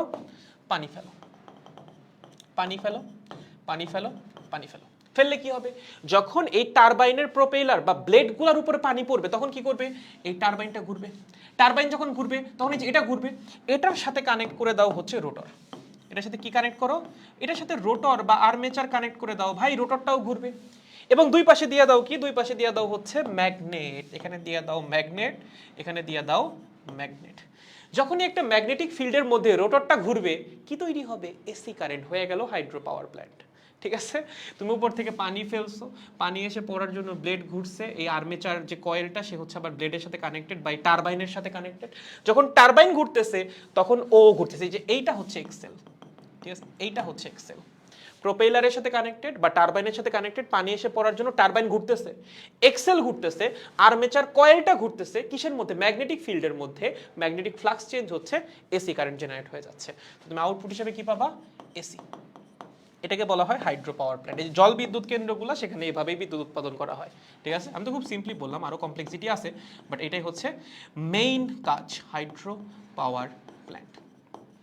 ওকে, ধরো তুমি বলে একটা স্টিম পাওয়ার প্ল্যান্ট। ঠিক আছে, স্টিম পাওয়ার প্ল্যান্টে কি করা হয়? স্টিম পাওয়ার প্ল্যান্টে আমরা হচ্ছে হিট বা তাপ শক্তি, এখানে কি করলাম? এখানে হচ্ছে পানি শক্তি, পানির শক্তিকে ব্যবহার করলাম, ব্যবহার করে হচ্ছে আমরা বিদ্যুৎ উৎপাদন করলাম। ওকে, স্টিম পাওয়ার প্ল্যান্টে আমরা কি করি? আমরা হচ্ছে এখানে তাপ শক্তি ব্যবহার করি, তাপ শক্তি ব্যবহার করে কি করি? বিদ্যুৎ উৎপাদন করি। কিভাবে? দেখো কাজ খুব সহজ। তুমি কি করবা? একটা বয়লার নিবা। কি? একটা বয়লার। ওকে, এটা ধরো একটা বয়লার। বয়লারের মধ্যে আমরা কি করব? পানি নিব, সেই পানিকে হিট দিব, তাপ শক্তি দিব। কি করব? বয়লারে পানিকে হিট দিব, হিট হিট হিট। ওকে, হিট দিয়ে পানিকে বাষ্পে রূপান্তর করব, গরম বাষ্প, গরম প্রেসারাইজড ভেপার। ঠিক আছে, কি উৎপন্ন করব? গরম প্রেসারাইজড ভেপার। ওকে, গরম বাষ্প। ওকে, সেই গরম বাষ্প যাবে কোথায়? সেই গরম বাষ্প লেট সাপোজ আমি পাঠাবো হচ্ছে একটা প্রোপেলারের মধ্যে। কোথায়? একটা প্রোপেলারে। ভাই সেম কাজ, হ্যাঁ সেম কাজ। কি করবে? যে একটা টারবাইন থাকবে এখানে, টারবাইন টারবাইন টারবাইন, ঠিক আছে? এখানে আসবে হচ্ছে এই গরম বাষ্পটা। এই গরম বাষ্প যখন হাই প্রেসার এই টারবাইনের উপরে এসে পড়বে, কি করবে এই টারবাইন? টারবাইন ঘোরা শুরু করবে। টারবাইন যখন ঘোরা শুরু করবে, এখানে যে এক্সেল আছে, এক্সেল কি করবে? ঘোরা শুরু করবে। তার সাথে কানেক্টেড থাকবে কে? রোটর। দুই পাশে দিয়ে দিবা কি? ম্যাগনেট। ম্যাগনেট কি তৈরি হবে? AC current. শেষ। তুমি তাপ শক্তি দিলা, তাপ শক্তি দিয়ে পানি গরম করলা, পানি গরম করে এখানে স্টিম উৎপন্ন করলা, হট প্রেশারাইজ স্টিম, সেটাকে তুমি দিয়ে দিলা কিসের মধ্যে? একটা প্রোপেলারের মধ্যে, বা হচ্ছে এরকম একটা টারবাইনের মধ্যে। টারবাইন ঘোরা শুরু করলো, এক্সেল ঘোরা শুরু করলো। যখন এক্সেলটা ঘুরলো, এক্সেলের সাথে কানেক্টেড কে? রোটর। এটা আমাদের রোটর। তখন আমাদের রোটরও ঘোরা শুরু করলো কিসের মধ্যে? একটা ম্যাগনেটিক ফিল্ডের মধ্যে। একটা ম্যাগনেটিক ফিল্ডের মধ্যে যখন রোটরটা ঘুরবে, আমরা কি পাবো? এসি কারেন্ট পাবো। সহজ, ঠিক আছে? তারপর তো নিউক্লিয়ার পাওয়ার প্ল্যান্ট। কি ভাইয়া নিউক্লিয়ার পাওয়ার প্ল্যান্টটি কি হয়? ভাই এইটা জানার জন্য তো আমি সেই কবে থেকে বসে আছি। ওকে, দেখো নিউক্লিয়ার পাওয়ার প্ল্যান্টে সেম কাজ। হ্যাঁ, আমরা এই যে নিউক্লিয়ার যে এনার্জি, এটা বিশাল পরিমাণ এনার্জি। যেমন আমাদের হিটের তো সোর্স কম। তুমি কয়লা পুরায় তাপ শক্তি উৎপন্ন করছো, কয়লা কি দুনিয়া ভরা আছে? না, এটা কিন্তু অ্যাভেলেবেল কোনো রিসোর্স না। কয়লা কই থেকে আসে? জীবাশ্ম থেকে আসে। অনেক দিন ধরে জীবাশ্ম থাকে, তারপর হচ্ছে আমরা ওর থেকে কয়লা পাই, বা প্রপার কয়লা পাই। ওকে, সো তুমি যদি একটা ট্রাস্টওয়ার্দি সোর্স চাও যেখানে প্রচুর পরিমাণ এনার্জি আছে, সেটা হইতে পারে হচ্ছে একটা নিউক্লিয়ার পাওয়ার প্ল্যান্ট। এখানে আমরা কি পাই? এখানে আমরা নিউক্লিয়ার এনার্জি পাই। তো আমরা কি করব? নিউক্লিয়ার এনার্জি থেকে হিট জেনারেট করব। কি? নিউক্লিয়ার এনার্জি থেকে হিট জেনারেট করব। কি করব? Hit hit hit. শক্তি আছে না, শক্তিকে তাপ শক্তিতে রূপান্তরিত করব, হিট জেনারেট করব। হিটটা কোথায় দিব? বয়লারে। বয়লারের মধ্যে কি হবে? পানি গরম হবে। সেম কাজ ভাই, বয়লার আছে এখানে। বয়লারের মধ্যে কি হবে? বয়লারের মধ্যে, এটা হচ্ছে বয়লার। ওকে, বয়লারের মধ্যে কি হবে? পানি থাকবে। সেই পানি কি হবে? পানি হচ্ছে গরম হবে। ওকে, কি হবে? পানি, ওয়াটার। কি হবে? এটা গরম হবে। হিট হিট, এটাকে হিট দিব, হিট। ওকে, হিটটা আসবে কই থেকে? ওই যে নিউক্লিয়ার যে এনার্জিটা আছে সেটাকে হিটে রূপান্তরিত করব, দেন হচ্ছে হিটটা দিব। সেই হিট দিয়ে এখানে কি তৈরি করব? ভ্যাপার, বা হচ্ছে গরম বাষ্প, গরম প্রেশারাইজড বাষ্প। সেটাকে দিব কোথায়? সেটাকে দিব হচ্ছে টারবাইনে। কোথায়? টারবাইন। ওই একই কাজ ভাই, সেম কাজ। এখানে একটা টারবাইন থাকবে, সেই টারবাইনের মধ্যে সেটাকে দিব। দিলে এখানে থাকবে একটা এক্সেল, সেই এক্সেলটা ঘোরা শুরু করবে। কেন? কারণ যখন এখানে বাষ্প আসবে তখন তো আমাদের টারবাইন ঘোরা শুরু করবে। যখন টারবাইন ঘুরবে তখন এক্সেল ঘুরবে। টারবাইন এক্সেলের সাথে কানেক্টেড কে? এক্সেলের সাথে কানেক্টেড হচ্ছে এখানে আমাদের রোটর। তখন এই রোটরও ঘুরবে। দুই পাশে কি আছে? Magnet, N S. ওকে, এখানে কি তৈরি হবে? এসি। বুঝছো? সো টার্গেট একটাই, আর্মেচার কয়েলকে ঘুরাও। সামহাও আর্মেচার কয়েলকে ঘুরাইতে পারলেই একটা ম্যাগনেটিক ফিল্ডের মধ্যে তুমি কি পেয়ে যাচ্ছ? এসি কারেন্ট পেয়ে যাচ্ছ। মানে এটা হচ্ছে সিম্পল ভাষায়, আর অনেক কমপ্লেক্সিটি আছে, বাট আলটিমেটলি এটাই হচ্ছে প্রাইমারি গোল। একটা আর্মেচার কয়েলকে বা একটা রোটরকে ঘুরানো। ম্যাগনেটিক ফিল্ডের মধ্যে রোটরকে ঘুরাইতে পারলেই সেখানে আমরা কি পেয়ে যাব? এই যে এসি কারেন্ট পেয়ে যাব। দেখেন, বুঝছে নাকি? সব পাওয়ার প্ল্যান্ট ওই একই কাজই হয়। ওকে, সো বিদ্যুৎ উৎপাদনের প্রসেসই হচ্ছে এখন এটা। ওকে, হ্যাঁ ভাই, রাস্তায় আজকে দেখলাম দুইজন মারামারি করতেছে। একজন আরেকজনকে অনেক মারলো, আরেকজন ওকে মারার জন্য লাঠি বের করলো। আমি ভাবলাম যাই আটকানোর চেষ্টা করব, বাট পরে মনে পড়লো আপনার ক্লাস আছে, তাই ওদেরকে নিয়ে আপনার ক্লাস করতে বসে গেছি। ও ভাই, কাদের পড়াচ্ছি ভাই, খোদা। ঠিক আছে ঠিক আছে ঈশাম, ঠিক আছে, থ্যাংক ইউ। যাই হোক, দেখো গাইস বুঝছি কিনা। ওকে, তাসনিম বলছে ক্লিয়ার। ঠিক আছে, সো এই হচ্ছে আমাদের আসলে এসি কারেন্ট তৈরির একদম জেনারেল প্রসেস, এবং সেটার যে মূল নীতিটা দিয়ে গেছে হচ্ছে টেসলা। পরবর্তীতে আমরা এটাকে বিভিন্নভাবে মডিফাই করছি। ওকে, মানে এখানে আরো অনেক সায়েন্টিস্টের আসলে অবদান আছে, কারণ একটা সিস্টেম তুমি মানে সিস্টেমের তো আসলে উন্নতির শেষ নাই। যেমন ধরো এখনো হাইড্রো পাওয়ার প্ল্যান্ট নিয়ে কাজ হয়, এখনো হচ্ছে তোমার নিউক্লিয়ার পাওয়ার প্ল্যান্ট নিয়ে কাজ হয়, এগুলোর এফিসিয়েন্সি বাড়ানোর জন্য। ঠিক আছে, টার্গেট হচ্ছে আগে যা আছে বা এক্সিস্টিং যা আছে সেটাকে আরও বেটার করা। সেগুলো কিন্তু এখনো একদম পুরাপুরি বেস্ট ফর্মে যায় না, এগুলোকে আরও বেটার করা সম্ভব, ওইটাই টার্গেট আর কি। ঠিক আছে, ওকে, অনুধাবনের উত্তর, স্বকীয় আবেশ কমাতে হলে লুপ সংখ্যা কমাতে হবে। Nope nope nope nope nope, loop সংখ্যা কমায় তো আসলে লাভ হইল না, তাই না? লুপ সংখ্যা কমাইলে তো তোমার ইএমএফটাও কমে গেল, তুমি যে ইএমএফটা ঘটাবা সেটাও তো কমে গেল। এখন ধরো তুমি হচ্ছে একটা বুঝো, তুমি বললা লুপ সংখ্যা কমাইতে হবে, ঠিক আছে। সমস্যাটা দেখো, আমরা তো নর্মালি একটা কয়েল এমনি এমনি ব্যবহার করি না। আমরা নর্মালি কয়েল কেন ব্যবহার করি? আমরা নর্মালি কয়েল ব্যবহার করি হচ্ছে পারস্পরিক আবেশ ঘটানোর জন্য, ঠিক আছে। কিসের জন্য? পারস্পরিক আবেশ ঘটানোর জন্য। সো টার্গেট হচ্ছে এখান থেকে ফাইকে ওখানে পাঠানো, ওকে। এখন তুমি যদি লুপ সংখ্যা কমাই ফেলো তখন কিন্তু ফাইয়ের মান কমে যাবে, তখন কিন্তু ওখানে যাবে কম, ওখানে যদি যাই কম ওখানে কিন্তু ইনডিউসড ইএমএফ হবে কম, ঠিক আছে। সো বুঝে শুনে লুপ সংখ্যা কমাইলে অবশ্যই কমবে, বাট লুপ সংখ্যা কমাইলে কিন্তু এখানে একটা ডিমেরিটও আছে। আর একটা উপায় চিন্তা করো, যেখান থেকে হচ্ছে আমরা পুরাপুরি বাদ দিয়ে দিতে পারি একদম সক্রিয় আবেশ যেই প্রসেসে। কারণ তুমি যদি লুপ সংখ্যা কমাও, সক্রিয় আবেশ তো বাদ যাচ্ছে না, কমতেছে। আমি বলছি একদম বাদ দিয়ে দিতে হবে, সক্রিয় আবেশ নাই করে দিতে হবে, অলমোস্ট নাই হয়ে যাবে। ওইটা কখন, ওইটা কিভাবে, ওকে। ঠিক আছে, তাহলে আই গেস আমরা বুঝে গেছি আসলে আমাদের পাওয়ার প্ল্যান্টগুলো হচ্ছে কেমনে কাজ করে। এগুলো যদিও তোমাদের সিলেবাসে মানে এইটা লাগবে না, আমাদের হচ্ছে যেই পর্যন্ত লাগবে, আমি তো এটুকু আসলে একটু এক্সট্রা বললাম। এবং পরবর্তীতে নিকোলাস টেসলা কিন্তু আরো কাজ করছিল, ঠিক আছে। মানে এই যে আমরা যে সিগন্যাল অ্যান্ড সিস্টেম, আচ্ছা তোমাদের তো এখনো পড়ানো স্বাভাবিক, যখন ইঞ্জিনিয়ারিং আসবা তখন দেখবা সিগন্যাল অ্যান্ড সিস্টেম নিয়ে তোমাদের পড়াশোনা করা লাগবে। নিকোলাস টেসলা কিন্তু এইটাও নিয়ে একটু কাজ করছিল, যে এখানে আমরা যে পরিবর্তী কারেন্টটা তৈরি করছি বা এসি কারেন্টটা তৈরি করতেছি, এটা সামহাও সিগন্যাল ট্রান্সফারের জন্য কাজ করা যায় কিনা। লাইক ধরো তুমি হচ্ছে ফোনে কথা বলতেছো বা তুমি রেডিও শুনতেছো, ঠিক আছে, এবং সেখান থেকে সামহাও তুমি কোনোভাবে কারেন্ট জেনারেট করতে পারো কিনা। বাট এটা এসে আসলে সাকসেসফুল হয়েছিল না, যাই হোক, বাট সে চেষ্টা করছিল। এবং তোমরা যদি ওই যে টেসলার এডিসনের বা টেসলার জীবন নিয়ে যে মুভিটা, সেটা যদি দেখো বা এটার উপর ডকুমেন্টারি আছে অনেক, যদি দেখো তোমরা আসলে এসি কারেন্ট সম্পর্কে অনেক আইডিয়া পাবা, ঠিক আছে। কারণ এটা জানা দরকার ভাই, কারণ মডার্ন ওয়ার্ল্ড দাঁড়ায় আছে এইসব জিনিসের উপর। এগুলো না জানাটা হচ্ছে নিজেকে কাইন্ড অফ ব্যাকডেটেড করে রাখা। সো অবশ্যই এগুলো এক্সপ্লোর করবা, ইন্টারনেটে যাবা, ইন্টারনেটে সব কিছু আছে এখন, তুমি গিয়ে অবশ্যই এগুলো সার্চ দিবা। এবং সেই সময়টা কোনোভাবেই তোমার অপচয় বলে ধরা যাবে না, ঠিক আছে। তুমি ধরো একটা এসি কারেন্টের হিস্ট্রি সম্পর্কে জানতেছো, এটা কোনোভাবেই তোমার জন্য টাইম লস না, যদি তোমার বিজ্ঞানের প্রতি আগ্রহ থাকে, ঠিক আছে। সো আমার সাজেশন হচ্ছে এগুলো দেখবে, এগুলো দেখলে তোমার আসলে জানার আগ্রহ আরো বাড়বে, যে একটা সময় মানুষ, ওই যুগে মানুষ কি পরিমাণ চিন্তা করে গেছে, আমরা এখন এসে ওইগুলো চিন্তা করতে পারি না। ওই টাইমে মানুষের মানে বুদ্ধি এত বেশি ছিল, এখন যারা আছে তাদের বুদ্ধি তো হয়তো আরো বেশি, যাই হোক। বাট ওই টাইমে এত কম রিসোর্স নিয়ে এত কিছু চিন্তা, ইনসেইন, ওকে। হ্যাঁ, ছুটি ছুটি ছুটি, আজকের মতো আসলে এই পর্যন্তই। আমাদের দেখা হচ্ছে নেক্সট ক্লাসে। আমাদের নেক্সট ক্লাস হচ্ছে আগামী শনিবার। সো আমাদের পরবর্তী ক্লাসে এই চ্যাপ্টার শেষ হয়ে যাওয়ার একটা বড় সম্ভাবনা আছে, শেষ না হলেও তার পরবর্তী যে ক্লাস সোমবার অবশ্যই শেষ হবে। তাহলে গাইস, নেক্সট ক্লাসে দেখা হচ্ছে। আজকের মতো এই পর্যন্তই। ঠিকঠাক পড়াশোনা করতে থাকেন। Good bye, tata. আর কালকে ফার্স্ট পেপার ব্যাচে ক্লাস আছে, ওখানে দেখা হচ্ছে। টাটা।